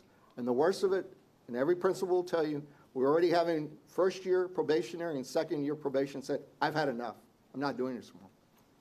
Okay? And studies have already shown us that 5 years max, 0-year teachers with no children, not married. I'm talking male, female. Doesn't matter what male or female teacher. They're not going to stay because they have no reason to stay anymore because their children are not going through the system. That's the pressure that we're under. And so again, we're in the people business, and we need to align curriculum and program and service that are not competing against each other, that are duplicate. In our business, it's called duplication of effort. If we had parts of our business that were duplicating efforts and costly, we consolidate, and chances are you were able, in that consolidation, reducing costs and operation. That's what we have to do. Okay, we're now going to move to item 3D, UTRGV, McAllen ISD Collegiate Campus Costs. Ms. Nino? Yes, thank you. Okay, so just to give you some progress of our building, here is the side of the building that is facing the east, which is the main entrance of the building. We have here, it's the same side of the east, just a little bit, it's a more aerial projection of the building. And then same side, but on the more of the northeast side of the building. So the progress is coming along. We had a tour of the building, some directors, myself. Mr. Trevino has been really helpful in getting us access there, because while you can sit and plan in a meeting, it gives very different perspective to that planning to actually go and visit the building to see what will that look like when we're trying to give projected costs and how to support moving forward. So just some campus information for UTRGV McAllen ISD Collegiate Academy. Our projected enrollment for next school year in the fall is 383 students. We have a breakdown there by grade level. So about 130 students for 9th grade, 10th grade separately, and about 122 students who will begin the 11th grade pathway next fall. Just for clarification, the UTRGV collegiate courses specifically are only offered to the 11th and 12th graders. And even though there's 383 students enrolled total, it is important to note that this building will not be occupied by all 383 students all at one time in the day. Okay, so I just want to put that there because I don't want someone to go visit and then say, where are all the students at? There's mobility, a lot of mobility between each of these grade levels to have our students, again, take classes that they want to aside from being at the campus. So students do have varying schedules. They will travel between comprehensive high schools half a day, and they'll be on site at the new campus the other half of the day.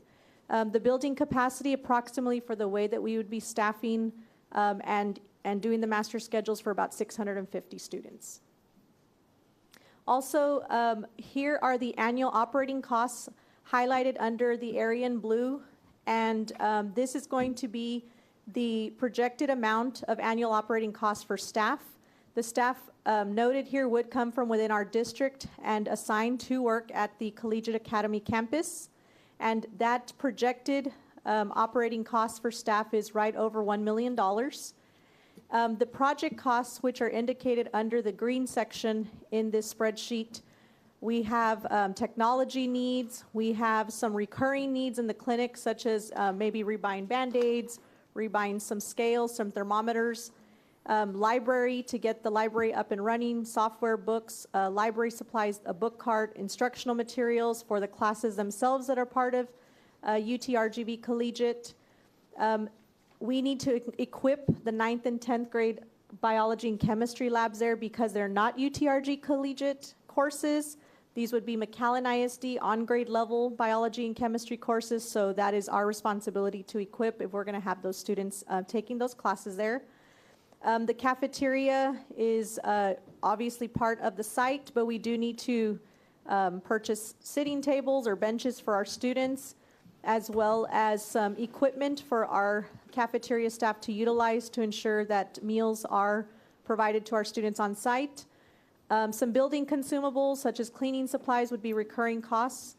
The construction cost there is $11 million, a little over $11 million. $11 million. And then the soft costs, which included like the engineering design, the architecture, the materials testing, is $739,630. So if we total the annual operating costs as well with the project costs up to now, that is $12,791,000. So overall, $13,811 for getting UTRGV MISD Collegiate started next fall.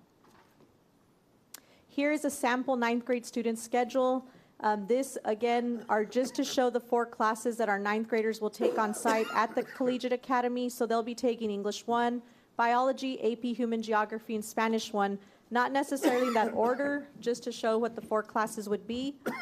Our 10th graders would take English 2, AP World History, Chemistry, and Spanish 2 on site.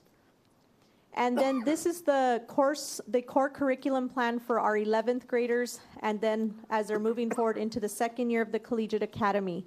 And so over the 2 years, on the right-hand side, you'll see that the total hours that a student could earn are 44 hours.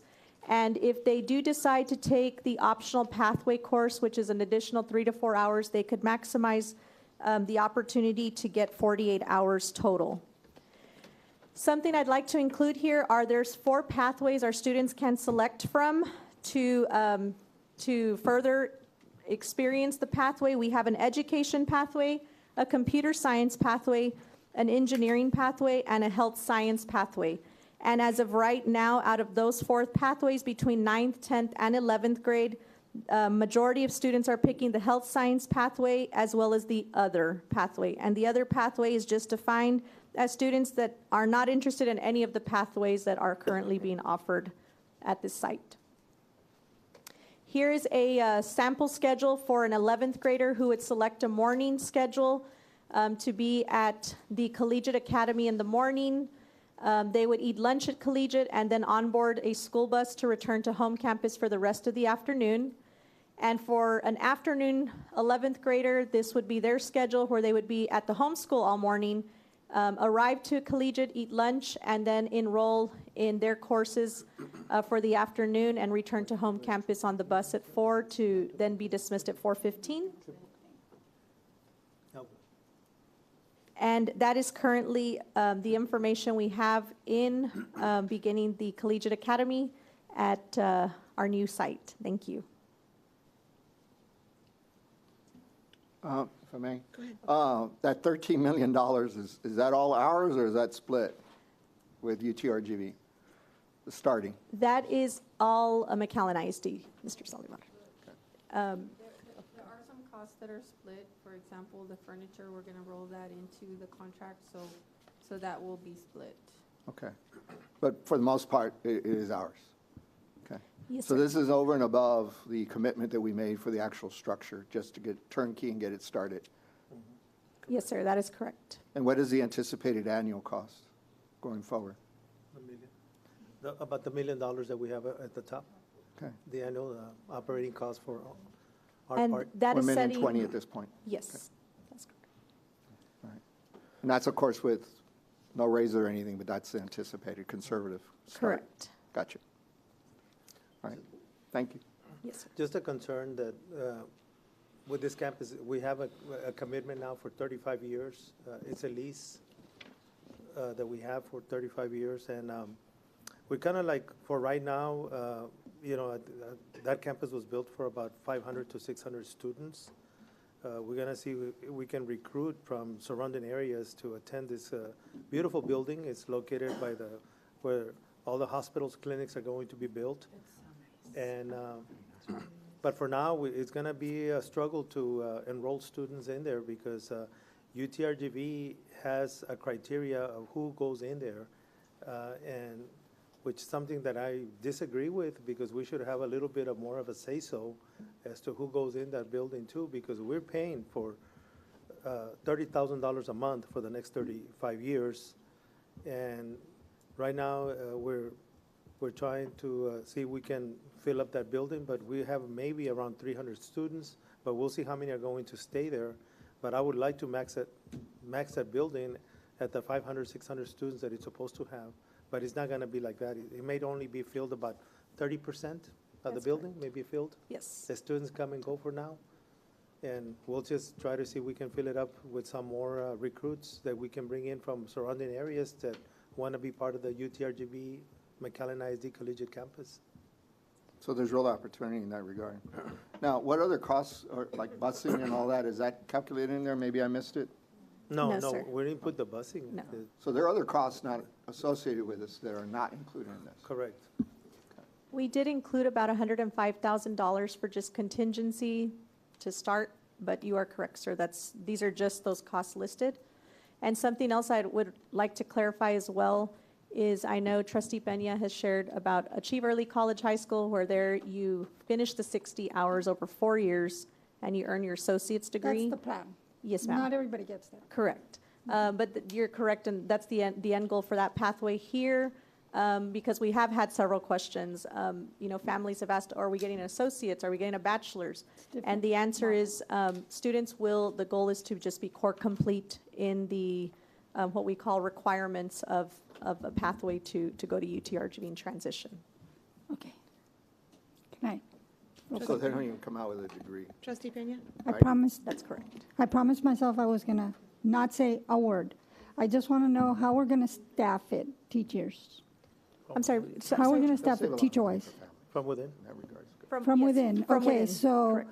from within means if you've got an amazing math teacher that's qualified to teach at the collegiate level at Mac High, is that teacher going to be pulled to UTRGV? So the classes that we will be staffing, Trustee Peña, are... I don't mean for you to go over all of that. If you have a teacher that's, because you need a certain teacher. You need a teacher with a master's degree that we don't. The collegiate teachers are not courses gonna are be teaching. offered by the UTRGV professors.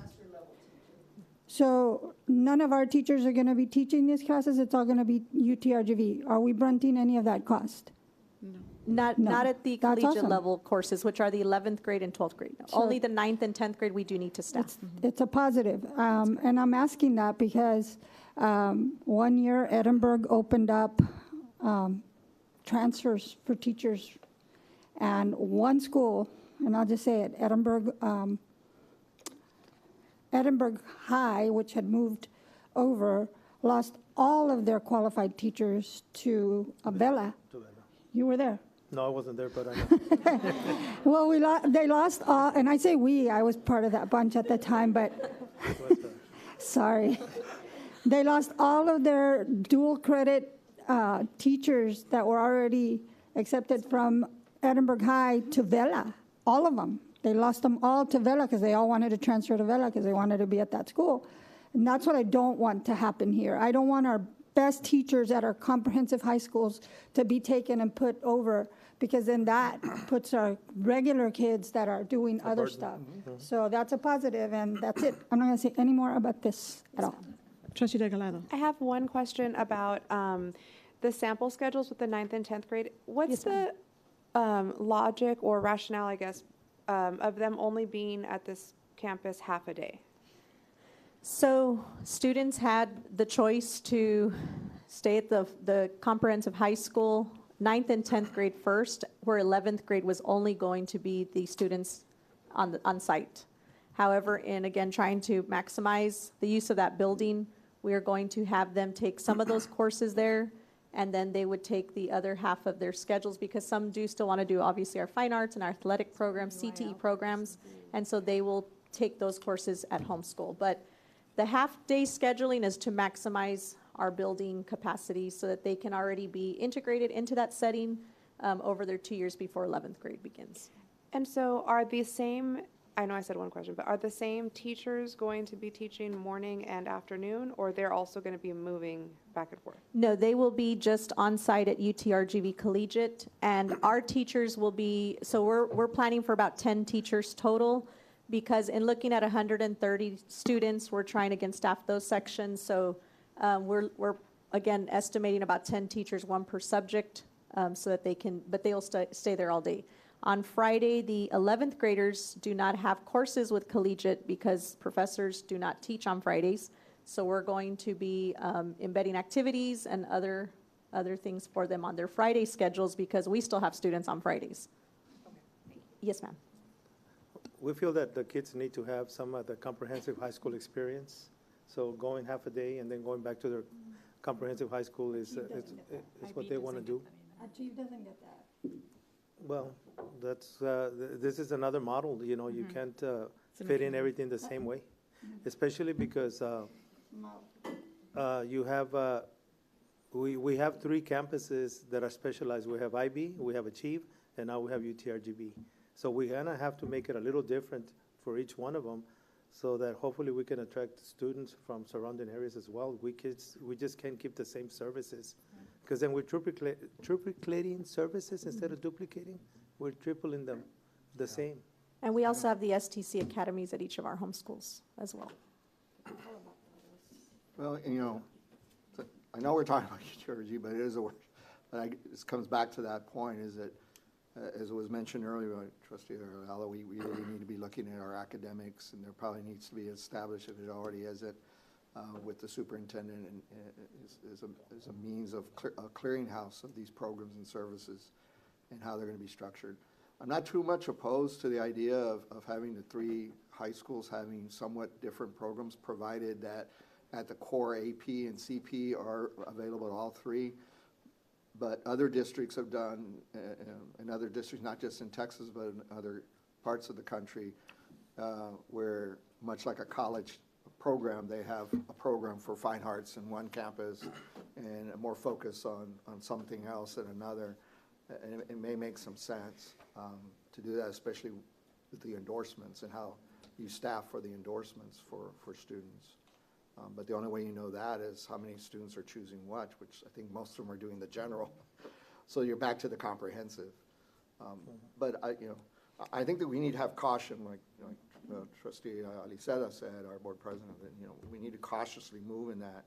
I don't think it's something to go rush to. I know you put it on there as a thought process, and there may be some validity to it. I'm not saying stop. I don't ever like throw things away in a thought process, but as we have a lot of things on the plate, maybe that's put on the shelf for right now, and as we work our way through, that can be looked at over time.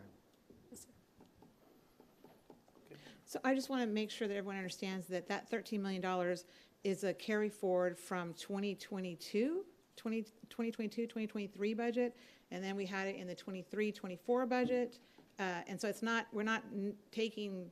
It's not new money It's this not year. new money Yeah. that we're taking, Yeah. so don't freak out. That's true. I forgot old, about old that. money. Construction money. Yeah, that's old money, and everything's in there, construction, Ruben Trevino was very thorough when he did that whole thing. So it's got the furniture, it has everything, so I just want to make sure no one's thinking That's that we're in the now. assigned fund balance right Yeah, now. but it's been sitting there for years, so. You're right, forgot about that. Okay, so we'll now go on to 3E. Or do y'all want to take a 5-minute break and kind of stretch, or y'all want to keep going? Keep going? Keep going. Okay. 3E, additional campus staffing without an assigned classroom. Go ahead. We wanted to share with you a visual representation of, I know we have been talking about the literacy coaches, the interventionists at the elementary level, but this visual representation provides the number of staff members, in addition to that are supplemental positions, meaning that they support the campus, but however, they do not have an assigned roster of students. So it's, not just the one literacy coach and the 3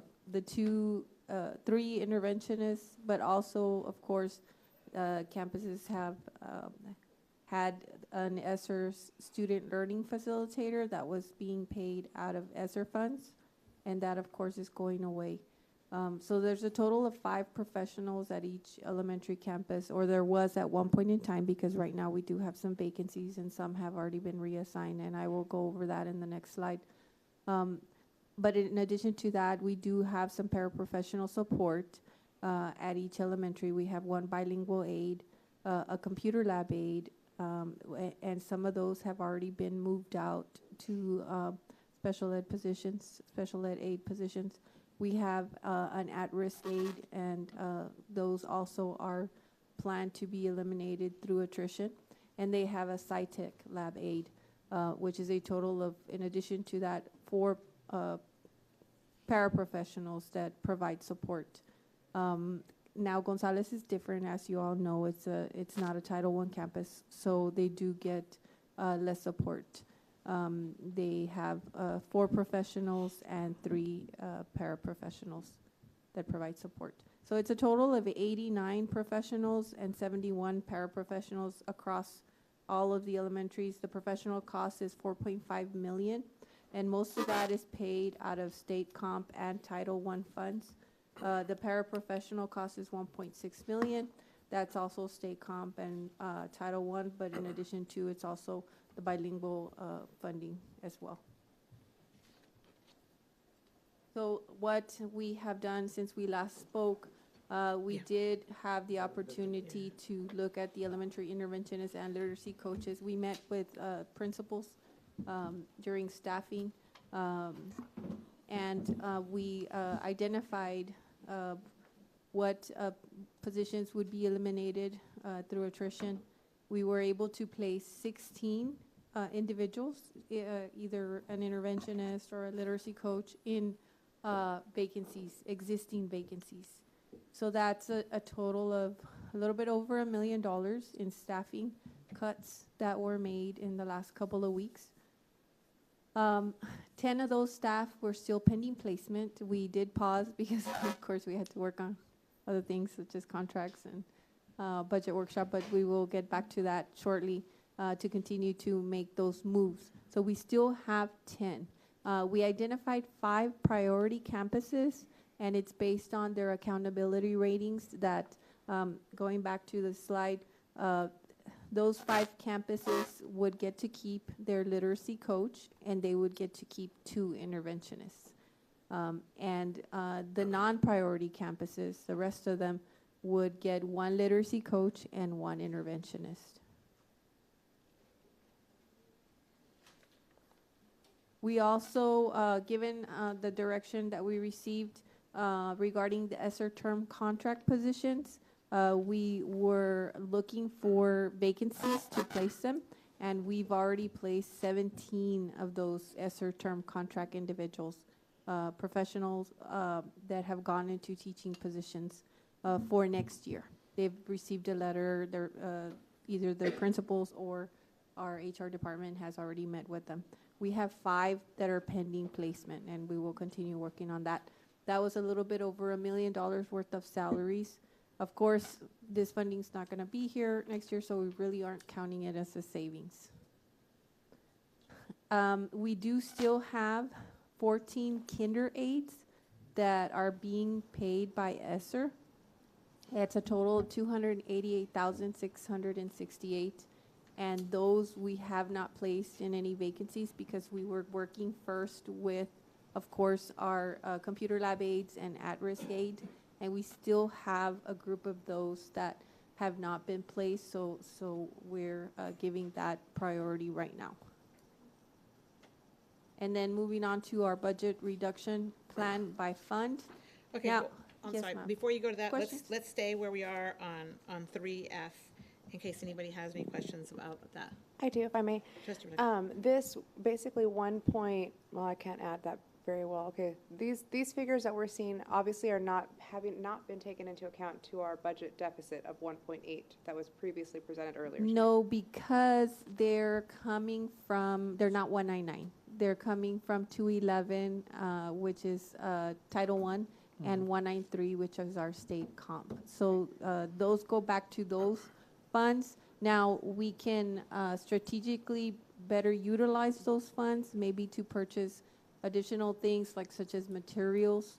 And we are meeting with our budget reduction committee this week, and that's one of the things that we're going to tackle. How can we be more strategic about spending those entitlements? Since we're not going to have the expenditure on the payroll costs, what are other things that can support the campuses that can be spent with those purchased with those monies, and then we don't have to pay for them out of 199, so resulting in a savings there at the end.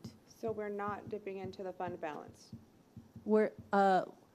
We have not reached that point where we can make that decision. That's later in June, depending on the deficit and depending if the board decides if we can't afford a raise, and then the board decides, okay, well, maybe we would go in with a deficit, and that would be essentially dipping into the fund balance. But as of right now, conservatively speaking, this is going to require us to be further into a deficit, unless you can find ways to spend the monies from somewhere else. From the general fund, yes, we do have the 1.8 plus the, anywhere from 2 to 5 million additional funds for a compensation package. So right now, as it stands, we would be, if we were to be going with presenting our budget at this point, it would be an unbalanced budget. But I'm speaking specifically with these reassignments and having, what's the word? I guess shouldered the ESSER reassignments. Where is that money coming from? The ESSER reassignments went into 199 vacancies. But those are vacancies, Ms. Regalado, Okay. that we would have to fill anyways. Yeah. So what we're doing is. Okay. since The we- allocated money's already there. Okay. Yeah, and if we don't hire the ESSER staff to fill in that vacancy, we still are gonna have to hire somebody. Have to hire somebody else. My So- concern is just that we're not dipping into the fund balance. No, Not for these the are ESSER not- positions, Okay. no. Okay, thank you. I have a question on this. All these positions, was this funded through ESSER? I know you said it was 193 in Title I. The top bullet is 193 and 211, which is Title I and state comp. That's the top bullet, which is, well, it's, if we go to the chart, it's the first 4 professional positions. Sorry. And then the 5th one is the ESSER, one of the many ESSER positions that were hired. The only difference is that this one was 1 per campus, so that's why we're providing you that information, just to give you an idea of how much additional support was at each elementary school individuals that did not have a classroom. I guess my issue with that slide is I don't like the word placed, 17 placed in vacancies, because so many people knew that they were on a 3-year contract. There's a big old bug in here. So many people knew that they were on a 3-year contract, and so they self-selected themselves out of those spots and interviewed for other spots in the district, and they interviewed for those positions, and they're in those positions. They weren't reassigned. Some of them weren't reassigned. Some of them actually left an ESSER position with a nice stipend and got out and went and interviewed for a job, and now they're in a job on a different campus. Correct. And they did that a year ago, knowing that this was going to come to an end. And so now when you say like 5 pending placement, are we now going to place people in spots that other people could interview for? I mean, and I don't need you to answer that. That's what I'm thinking is. Well, right now, there's very little that we are posting as a vacancy for interviews. One example would be special education.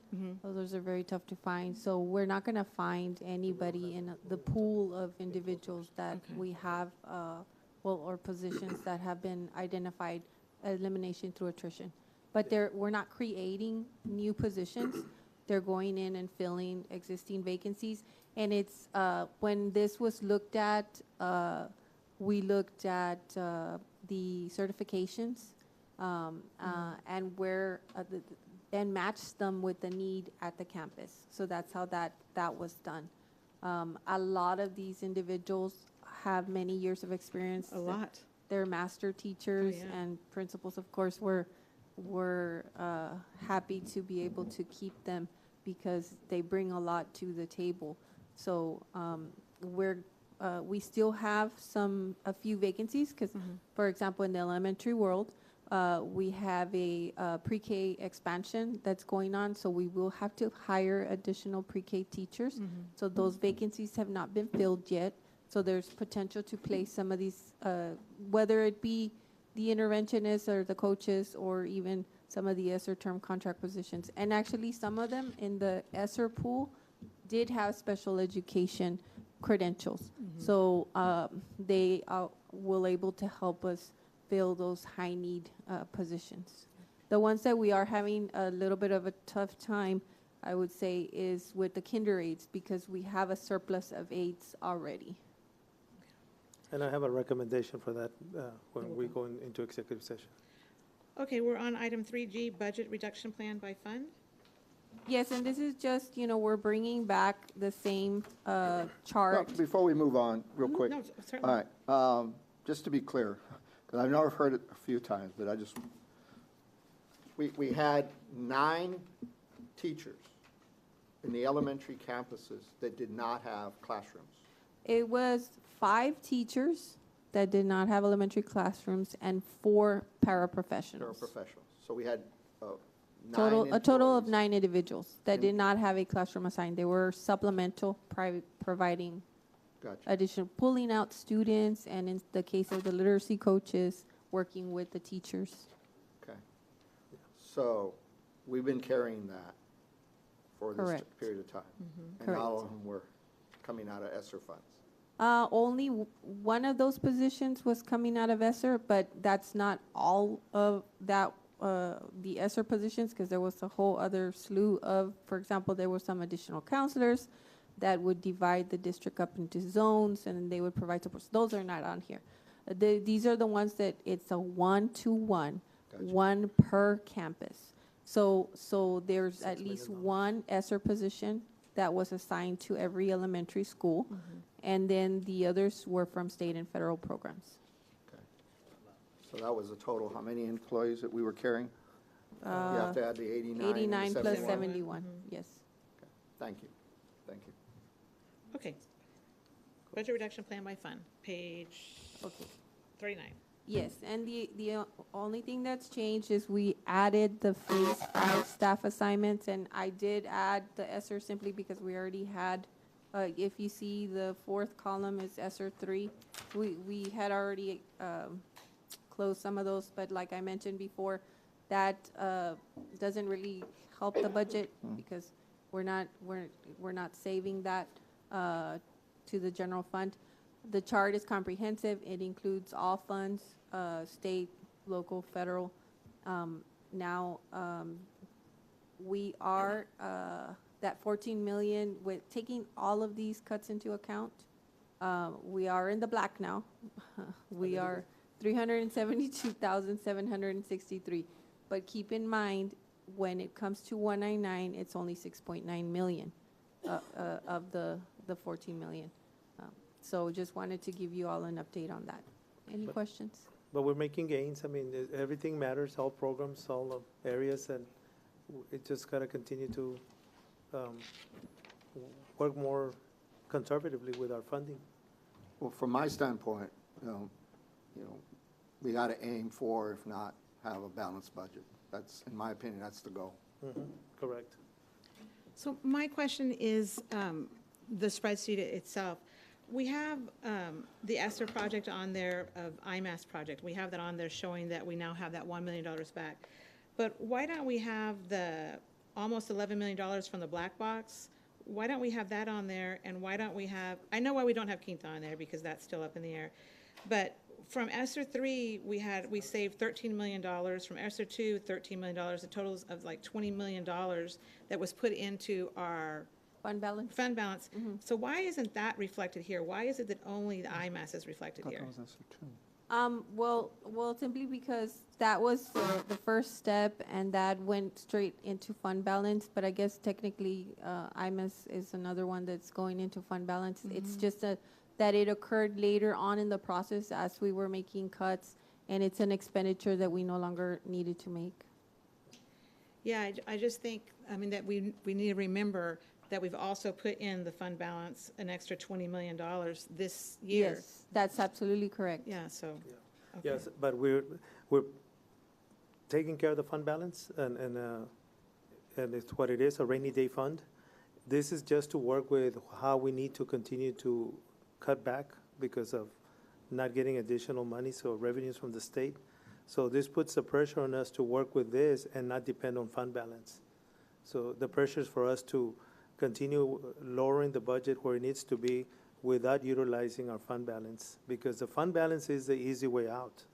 This puts a lot of on us, on our plate, on administration, to continue to look at everything, to continue lowering our expenditures so that we don't have to tap into fund balance, and we're staying away from the fund balance as we should stay away from it and continue to reduce our own budget and our own areas that we have without touching the fund balance at all. And that's the way it's supposed to be. Now, what we're doing here is we're projecting revenues based on student enrollment, local property tax, et cetera, state, federal funds coming in and establishing a budget and what we need to spend that on. That's all we're doing. Anything we put in the fund and reserved, either it's assigned or unassigned, we're not looking at that at this point. And we shouldn't look at that point. When you're doing your budget, you shouldn't. No, we're not. Now, if we get close to June and we run into a problem where we don't, if the board wants to make sure it's a balanced budget, then you're going to have to dip into it. Correct. Yeah. Correct. But when you're setting up a budget, you don't use your savings account to No, balance what you we're not- do and we're not you and relying your on that. family do to bring in revenue and expenditures, to pay the mortgage, pay the car, pay the insurance. You don't do that. We're looking at other avenues, and then, at later in the process, that's when IMAS came in. It was going to be an expenditure, and then it resulted in not. So that's why we put it on there. No, I agree. I agree with what Trustee Saldivar said. You don't use your savings to pay for stuff. But when we talked about the black boxes and we talked to the community, we said we're pulling it back because we're short on compensation. And when we talked about pulling back on Quinta Mazatlan, on IMAS, we said it's because we need that money. Yes. And when we talked about that $20 million from ESSER 2 and ESSER 3, we said because we need that money. And so I just want everyone to make sure that, remember, we told the community we're pulling back on that fine arts project, we're pulling back on this and pulling back on that, and it's sitting in our savings account. So I just want everybody to be cognizant of that. Yes, Well, ma'am. but right off the bat, we had to get $6 million to cover the 23-24 budget. Yes, it was a Right. total of 26 million, And the and then Vader. 6 million went to cover Right. this year's deficit. Right, and then Which, the Vader came in. which actually, we may or may not need it, depending on how we end the fiscal year, since we've had a hiring freeze, so to speak. So there's positions that that have created savings, vacancies that have created savings, and hopefully it's not as big a deficit, or, you know, God willing, it's no longer a deficit.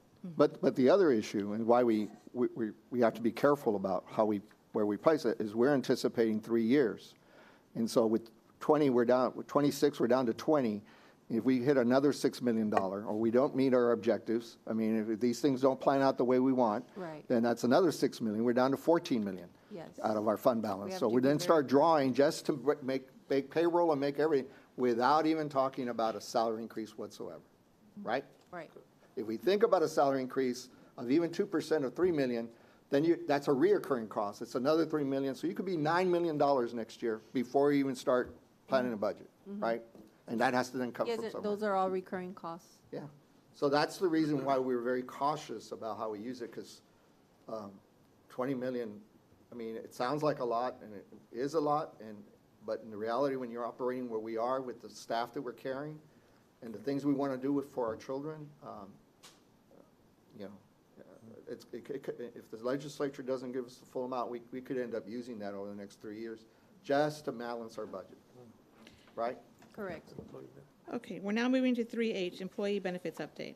Okay, for that one, I'm going to call on Mr. Silva, and I know that we have some of our insurance staff here also, consultants, and Blue Cross Blue Shield, so that we can talk about our employee benefits. That's also something that we need to always consider as part of our budget planning process. But fortunately for us, we're going to keep all the insurance plans the way they are, and that's what Mr. Silva and our insurance staff is going to talk about. Go ahead, Mr. Silva. So yes, good evening, Madam President, trustees, Dr. Gutierrez. Dr. Gutierrez already stole my thunder, so I am going to talk briefly about 753, which is our health insurance. I know that's what everybody wants to hear about. However, I am going to provide a benefits update on 3 of the funds that provide benefits on a self-funded basis. So beginning with Fund 771, which is our unemployment compensation. This fund provides the unemployment benefits for any claims filed by our former employees. Then I'll talk briefly about Fund 772, which is workers' compensation. That provides for the lost time and medical expense benefits for any work-related injuries. And then, as I said, I'll spend most of my time on Fund 753, which is our health insurance. That's the fund that provides for all the medical expenses related to our employee health plan. So beginning with Fund 771, our current employer contribution is $2.60 per employee per month. There is no optimum fund balance we're required to keep in this fund. However, we have established our own target optimum fund balance, and that is based on 2 quarters worth of claim expenses. That number currently would be around $53,000. The beginning fund balance going into this fiscal year was $154,113. The projected ending fund balance at this fiscal year is $168,399. So because how that fund is doing, well above the $53,731 that we've established, there is no plans to adjust that $260 per employee per month. So there is no budget impact from this particular fund for next fiscal year. Moving on to workers' compensation. So the contribution into this fund is based on a % of salary. It is also based on payroll classification. Similarly, there is no optimum fund balance we're required to maintain. However, we have established one based on a % of the short and long-term claim liability that's established by an actuarial review. And that figure currently is $591,000. The fund balance going into this fiscal year was just shy of $2.7 million, while the fund balance is expected to drop a little bit to $2.4 million. That's well in excess of the $591,000 that we've established as optimum. So again, like the unemployment compensation, there's no plans to adjust these rates, so there's also no budget impact next fiscal year from this fund. So now moving on to Fund 753, the health insurance. Unlike the other 2 funds, this fund has 2 sources of revenue: the employer contribution and the employee premiums we collect on a monthly basis based on their benefit elections. The current employer contribution for this fund is $466.50, and of course the employee contributions are based on whatever they elect. As was already mentioned, There is no plans to adjust the employer premiums to this fund, so we're going to keep the premiums where they are for the next fiscal year. Also, there's no plans to adjust the employer contribution. So just like the other two, there is no budget impact from this particular fund. Now, in terms of the fund balance, the optimum fund balance we would like to have in this fund is $6.3 million. Going into this fiscal year, that fund balance was at 2.5. The projected fund balance at the end of this fiscal year is expected to drop to about $1 million. So with a dropping fund balance, the question is, how are we going to sustain this fund for one additional year with no additional increase in premiums for employees and no increase from the employer? Well, we have a couple of ways we're going to target that. So the first thing is that a few years back, there was a reserve established for this fund to help with cash flow. So it was $2.5 million that was reserved specifically for use for this fund. $500,000 of that was used early on several years ago. The balance has not been used since, and so it's been rolled over every year and available to use by this fund. I don't expect that balance of $2 million, we're going to need to use it this fiscal year, so I expect that to be rolled over into next year, and we'll use those $2 million to help revenue and to pay for expenses. So that's one of the ways we're going to be able to do that. The second way is, of course, to target savings. If we can find savings within our health plan and reduce our expenses, that'll certainly help. And so we found and we're going to develop a budget reduction plan that looks like this. So we set out to target $1.2 million in savings. So you might be asking yourself, why $1.2 million? If the budget scenario were different, we'd probably be talking about an employer contribution about $500 per employee per month. We're currently up towards $66.50. The difference in additional revenue between those two funding would be $1.2 million. So since we're not going to contribute that 1.2, we're looking to see if we can save that 1.2. And so we charge our third-party administrator, Blue Cross Blue Shield, as well as our pharmacy plan administrator, RX, and working with our benefits consultants, Value Risk Consulting, to try and find $1.2 million in savings, and this is what we have so far. So the first item there is claims administration credit. So Blue Cross has presented to us a credit of $125,000 in year 3 of their agreement. This is above and beyond $125,000 that was already set to be received in year 3 of the agreement. So they've extended that we'll be able to use toward the expenses. Araya has found that a certain number of drugs can be sourced to lower costing pharmacies, and by doing that, potentially saving us up to $290,000 just by shifting where those particular drugs are being sourced. In terms of fixed costs, working with our consultant, he's recommended that at our next renewal, we consider restructuring our excess stop-loss insurance policy, and potentially we could save $150,000 there just by considering some different options in stop-loss policies, so we'll be looking at that. The next item there is a medical plan administration fee. So in year 3 of the agreement with Blue Cross, there was a scheduled increase in the fees. Blue Cross has agreed not to make that third increase, so they're holding their rates for year 2. So that's a savings of about $50,000. The next item there, medical plan on-site representative fee. So for many years, we've had a Blue Cross employee that's housed in our Human Resources Department that provides support for our employees, provide customer service, and also supports the Employee Benefits Office. That employee has been promoted within the Blue Cross organization, so they're no longer in that same capacity, so that position became vacant. There is a fee associated with that particular on-site representative. Blue Cross has given us the opportunity to have somebody fill that position. They would look to hire somebody. Then we would obviously continue paying that fee. We're electing to forego, at least for now, that particular position and instead take the savings of the $94,000 that we would otherwise incur. The medical plan claim fiduciary fee, this is a fee that's optional, that in reviewing it with our consultant, it's felt that it's no longer necessary, so we'll be discontinuing that. The medical plan benefit advisory fee.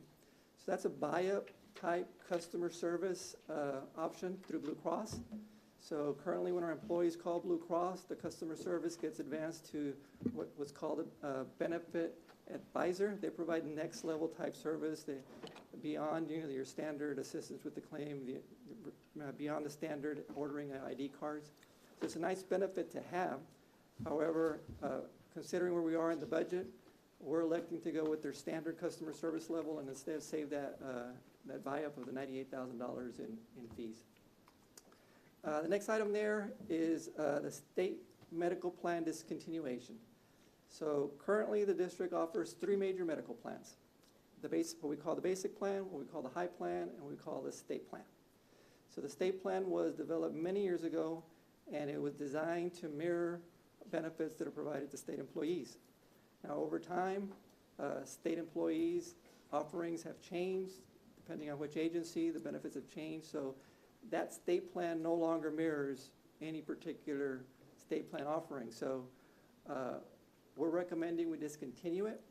It is the lowest enrolled plan. There's currently 40 people enrolled in that plan.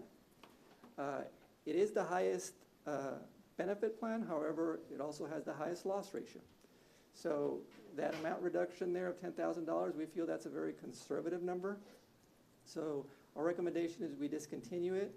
In terms of the 40 people that are enrolled in that plan, during the open enrollment period that happens every year in October, they'll have the opportunity they've had every year as all other employees to consider either the basic or the high plan. It's at lower cost, but still very, very good benefits. The last item there that does not have a dollar associated with it has the potential to be the greatest savings impact. In working with Blue Cross Blue Shield, we've charged them with doing an analysis of our plan, our utilization, our trend, where our employees are seeking their services, and then providing us some kind of analysis and recommendations as to potentially negotiating with certain providers and or developing benefit plans that steer our employees to the lowest cost providers.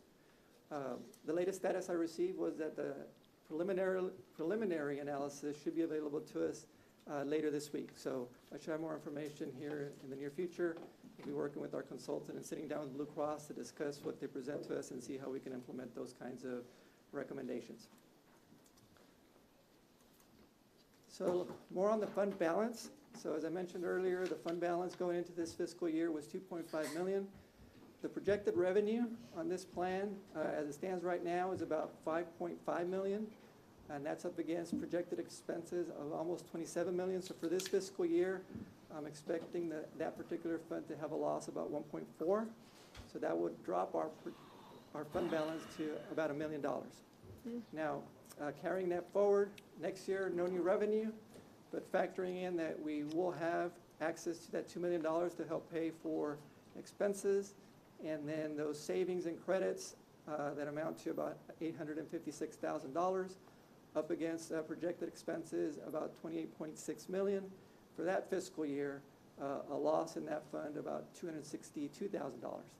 So again, assuming that $1 million beginning balance, that would bring our projected ending balance in fiscal year 24-25 to $827,824. Now, not where I think we can all agree where we would like that fund to be, but what it does allow us to do is sustain this fund in the black for at least one more year, and hopefully the next budget cycle we're in a different position to be able to look at funding it differently, funding it more aggressively, and hopefully turn that around. That in addition with the recommendations that Blue Cross will hopefully present to us that will help us save more on the claims cost. And on that note, I wanted to show you a snapshot of the expenses in this fund. So July 22nd through March 23rd last fiscal year through the same time this fiscal year, the increase that we've had in those particular 9 months is $870,000. And as you can see, most of that is on the medical claim side. All the other line items are trending pretty evenly, not a whole lot of fluctuation. So the more we can do on the medical claim side, the better this fund will do. And again, back to what I said earlier, hopefully that those recommendations coming from Blue Cross are going to help us at least level off that trend. So this concludes my presentation. As it was said earlier, we do have members of Blue Cross Blue Shield here, as well as our consultants, Value Risk Consulting. And if you have any questions for me or for any one of them, we'll be glad to answer them. Thank you, Mr. Sullivan. You got off easy. No increases. Good enough for me right now. We're now on item 3I, consideration of salary increase models 0%, 1%, 2%, and 2.5%. Ms. Garcia, just, you can just give us a review of those amounts by the 1%, 2%, and 2.5%? Yes, sir. We do have this chart broken down by the category of employees. Teachers and librarian is on the first column, administrative education, and then administrative management, clerical, technical, instructional support, auxiliary. And then we break it up by all funds. That provides each one of the percentage scenarios, provides a total at the bottom. And then we also have it listed by general fund. So for example, if we were looking at a 1% increase across the board, for all funds, it would be a little bit over $3 million and close to $2 million for the general fund. This also includes adjustments that TASB recommends in addition to the estimated fringe benefits. If we are looking at a 2% pay increase, for example, for teachers, that would signify a $1,240 increase. And for all funds, it would be 4.6 million. That one's not working. It's not working? There you go. There it is. And for the general fund, it's 2.9 million, almost $3 million. For a 2.5 increase, that would signify 1,550 for teachers. Mic check, mic check. And then for the total for all funds is 5.5 million, and for general fund, it would be 3.5 million. And I will now open it up to questions to anyone. What's the number of employees? I know last year we budgeted for, was it 3,360 employees? What's that number this year? If you're looking at these numbers that get to the math. It's a moving target. I honestly have not calculated lately with all the cuts that we've made, but we can certainly get that number for you. Because we have made a substantial amount of positions that have vacancies that have been closed. I mean, I guess I'm asking, you know, when you multiply like how many teachers, librarians, how many in that category? How many are in do you have that information? Not with me, but we can provide that information. Okay. That would be interesting to have for the next presentation, is how many in each category. And then actually, the next time we talk about this, if you could, I know one time we got in a lot of trouble because we all thought counselors were in the group with teachers and librarians, and they're not. And so if we could have kind of a cheat sheet, I know that's in our staffing that they gave us at the very first budget workshop, that has. Counselors are in the administrative education pay scale. Okay. And then also like speech paths and like. Correct. Yeah. They're also in that. There were some that we thought were there and they They're weren't there. Yeah, so I guess if we could have a cheat sheet on that, or. So, yes. For the next presentation. Yes, ma'am. Is there any further questions on?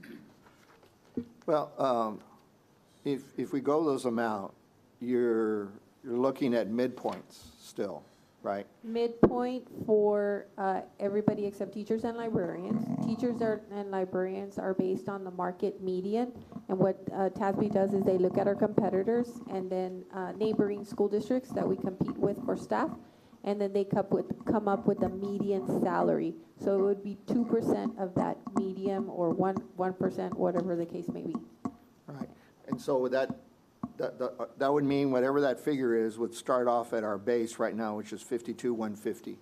Well, we would establish based on each one of the proposed plans. There's a recommended base. It would not be the median. Gotcha. We are way below the median. Yes. And what would be on the maximum side that you'd be looking at? On the maximum would be up to how many years we have the employee with the most years of experience. They would receive the same level of compensation increase. However, I do believe for new employees coming into the district, we cap them at 25 years experience. Yes, that's 25 years you show right now on the current budget, 23, 24, at 66,394. But if you're an existing employee with us, a teacher right now, then you would receive, like, for example, if the board were to approve a 2%, Gotcha. they would all get 1,240 regardless of whether they're over 25 years or they're Gotcha. beginning teachers. Right, but when you add it into your realign your salary schedule for these folks, it's going to shift by that amount. Yes, So sir. then our starting would be Our different. pay scale would then change. Exactly. For the most part, based on that amount. However, there is some compression in the teacher pay scale. So TASB is recommending some adjustments. And as you can see, for example, if we were to look at the 2%, let's say in the middle, right below the GPI, there's a strategic adjustment. There's about $43,000 that are assigned to decompress. Okay. So there are some pay grades that are so close together that they're recommending adding an additional amount. So those people in that year category would get a little bit more. Yeah, that So was those my are next the question. strategic adjustments. Good. That was my next question, how much decompression was worked in, but it's in the formula. I didn't- It's incorporated Yeah, I didn't into see these it. strategic adjustments. And that's not just for the teacher scales, but it's also the other scales. Some of the adjustments are, for example, if we give a raise, we don't want to have any existing employees earning less than the minimum. So there's an adjustment done to those staff members so that they can get at least 1% over the starting salary. So that's included in those adjustments. Okay. The counselors, was that an administrative decision of the district, or is that what was recommended by TEA? Or Most counselors, well, my experience has been that most counselors are considered administrators. Okay. It just so Educational. happened in our House Bill 3, the way the bill was written, it included the counselors with the teachers and the librarians, but it didn't change their category within the district pay scale. It was just because of the bill did that. Is that a fair? Yes, and we did not receive, because, as you mentioned, the district did a strategic staffing plan, but the district also looks at a pay plan every single year. So within that, TASB will provide recommendations of, okay, move this to this pay grade and so forth. So we did not receive any recommendations asking to change counselors Gotcha. into the teacher pay. Right. So they still stay under AE administrative education? Yes, sir. Gotcha. Thank you. So I have a question. Is at some point admin going to be recommending one of these numbers, or are they looking at the board for kind of seeing where we want to go? That's one of my questions. And then two, when I know that later on this evening we're going to be doing the contracts, you know, the approval, when does a teacher actually sign that contract? Because I'm thinking, if the teacher doesn't know what kind of raise they're getting, and if the teacher doesn't know if they're going to be going to 7 periods teaching instead of 6 period teaching, they might want to leave the district and go someplace else that they're only getting teaching 6 periods instead of 7 periods, or they're going to get a different, you know. So when does a teacher sign this contract? So once the board approves the contract renewals, then that next week or during that week, those contracts would be sent out through Talented for signature by the, however, they won't know what the raise scenario is Right. at that time. And so when, let's say I'm working for the district and I'm holding out, when do I have to turn it back in to know, like, is it June 15th when we, like who made that deadline? The penalty resignation period is 45 days before the start of school first day. instructional day. Which will take us to about the first or second week of July, that a teacher can resign and go to another district if they want Without to. a penalty? Okay, Without- I guess that's what I was like. So it goes up to about July, almost the second week of July. Okay, so they can sign their Yeah. contracts, and then if they're not happy with what we decide to do come June 15th, they can decide. That's Okay. correct, and it correct. won't affect them. Yeah. Okay. And then to answer your question, as far as models, we're presenting these three models. We're continuously working on this budget to see how far down we can continue moving down and reducing the deficit. I mean, we still have 3 weeks in May, and we have about another 3 weeks in June before we finalize this budget. So there's still about 6 weeks of a lot of work that we still need to do before we finalize a recommendation based on how much we've reduced the deficit. Does anybody else have any questions? So just before, thank before we conclude, from our knowledge, so other than adding the counts by category, is there anything else that you would like to see as part of this information? The information that was earlier requested regarding all the various classes. From the budget presentation, or I know y'all requested some changes on this slide for the future. Is there anything else that we need to include? For this slide. For this slide, I wouldn't mind seeing a 3% for the teachers and a 2% for everybody else, seeing what that looked like. If, you know, to see what the end dollar was like work it backwards to $5 million. Out of that $5 million, yes. What would it look like if the teachers were given the 3% and everybody else was given 2%? Would it come out to that $5 million? I could probably Calculate calculate that that quickly. real Yeah, you can quick put it in without Yeah. reaching out to Chad, because that's easy, because we would just add everybody else, and then I already know what the market median, so I Right. can take 3% of that. Okay. And we could bring that forward. Okay, thank you so much. Okay, so now we are at item 4, recess to closed session. The Board of Trustees can go eat, and they can go into closed session pursuant to sections 551.071, 551.072, 551.074, 551.076, and 551.089 of the Texas Government Code to discuss the following. 4A, discussion of superintendent's recommendation concerning the renewal of 2023-2024 employee contracts of teachers and other professional personnel for the year 2024-2025 school year, policy DC legal. 4B, discussion of superintendent's recommendation concerning the non-renewal of probationary contracts of employees at the end of year, policy DFAB legal. 4C, discussion of the superintendent's recommendation concerning the non-renewal of 2023-2024 employees' contracts of teachers and other professional personnel for the 2024-2025 school year, policy DC legal and policy DFBB local. 4D, discussion of instructional support facilitator recommendation for school year 23-24. Should that be 24-25? Oh, no, 23-24. Discussion of Human Resources Director recommendation for 23-24, and discussion of Human Resources Executive Director recommendations for 23-24. At 8:27, we are going into executive session.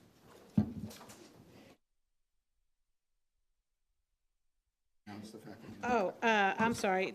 Thank you, Trustee Saldivar. 3J is actually on our agenda, but we are going to address that when we come back into executive session. So when we come back, we will start off with 3J. Thank you.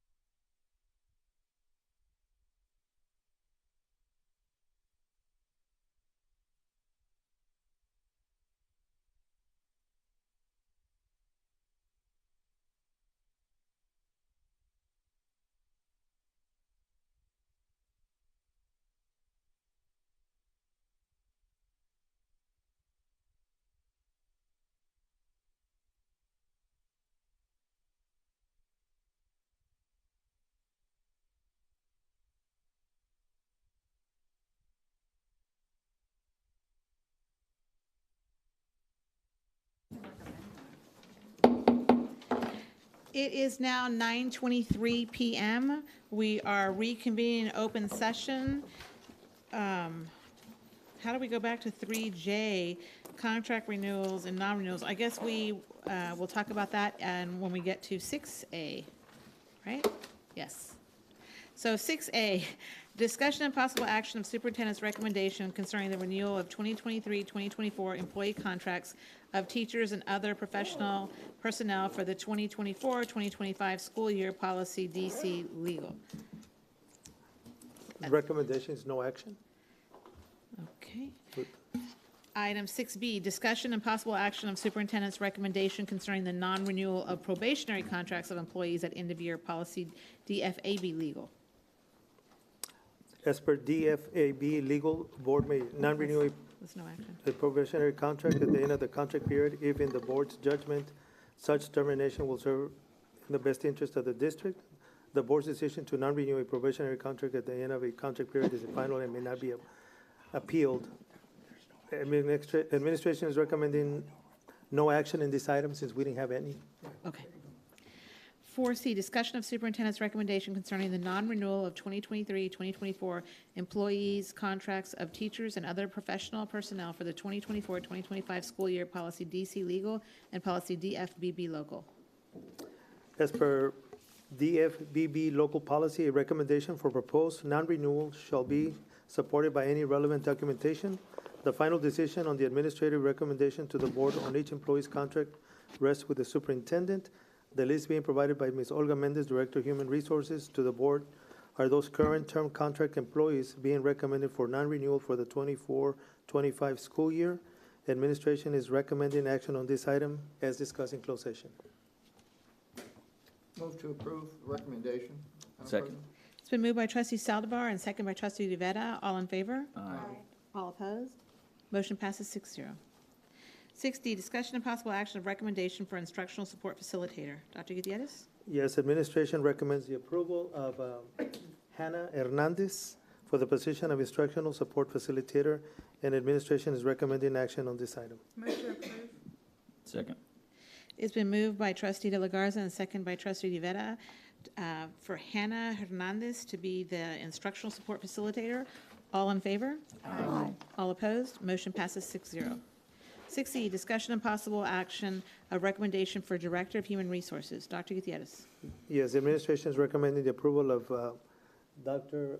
Consuelo Camacho for the position of Director of Human Resources. Administration is recommending action on this item.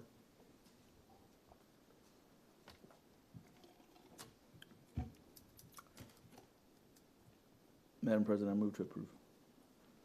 Second. It's been moved by trustee Rivera and second by trustee De La Garza for Consuelo Camacho to be the Director of Human Resources. All in favor? Aye. Aye. All opposed? Motion passes 6-0. 6F, discussion and possible action of recommendation for Executive Director of Human Resources. This is Hold on. It's, you're gonna No. name him first, right? No, you're gonna, I'm gonna name him first? no. Change the title. The title. Oh, okay, Madam President, as we discussed in closed session, we're gonna change the title of this position. And so I move that the title of, be in its place, be the chief, I've got it written down, sorry. The Chief Human Resource Officer. That'll be the title of the new position. So administration recommends approval of Dr. Albert Canales for the position of Chief Human Resources Officer. So moved. Second. Do we need to, we first, have to- we we're have going to to- go back, I appreciate that, Oh, okay. but I'm going to second the motion to change the title to Chief Human Resources Officer. Let's do a vote on that. All in favor? Aye. All opposed? Motion passes 6-0. Now the motion is to approve Dr. Albert Canales to be the Chief Human Resources Officer. Correct. So moved. Second. So trustee De La Garza has made the motion, trustee Rivera has made the second. All in favor? Aye. All opposed? Motion passes 6-0. Now we are at adjournment. It is 9:29 PM. Who would like to make a motion? Move to approve. It's been moved by trustee Peña, second by trustee Regalado. All in favor? All opposed? Motion passes 6-0. We are adjourned at 9:29 PM.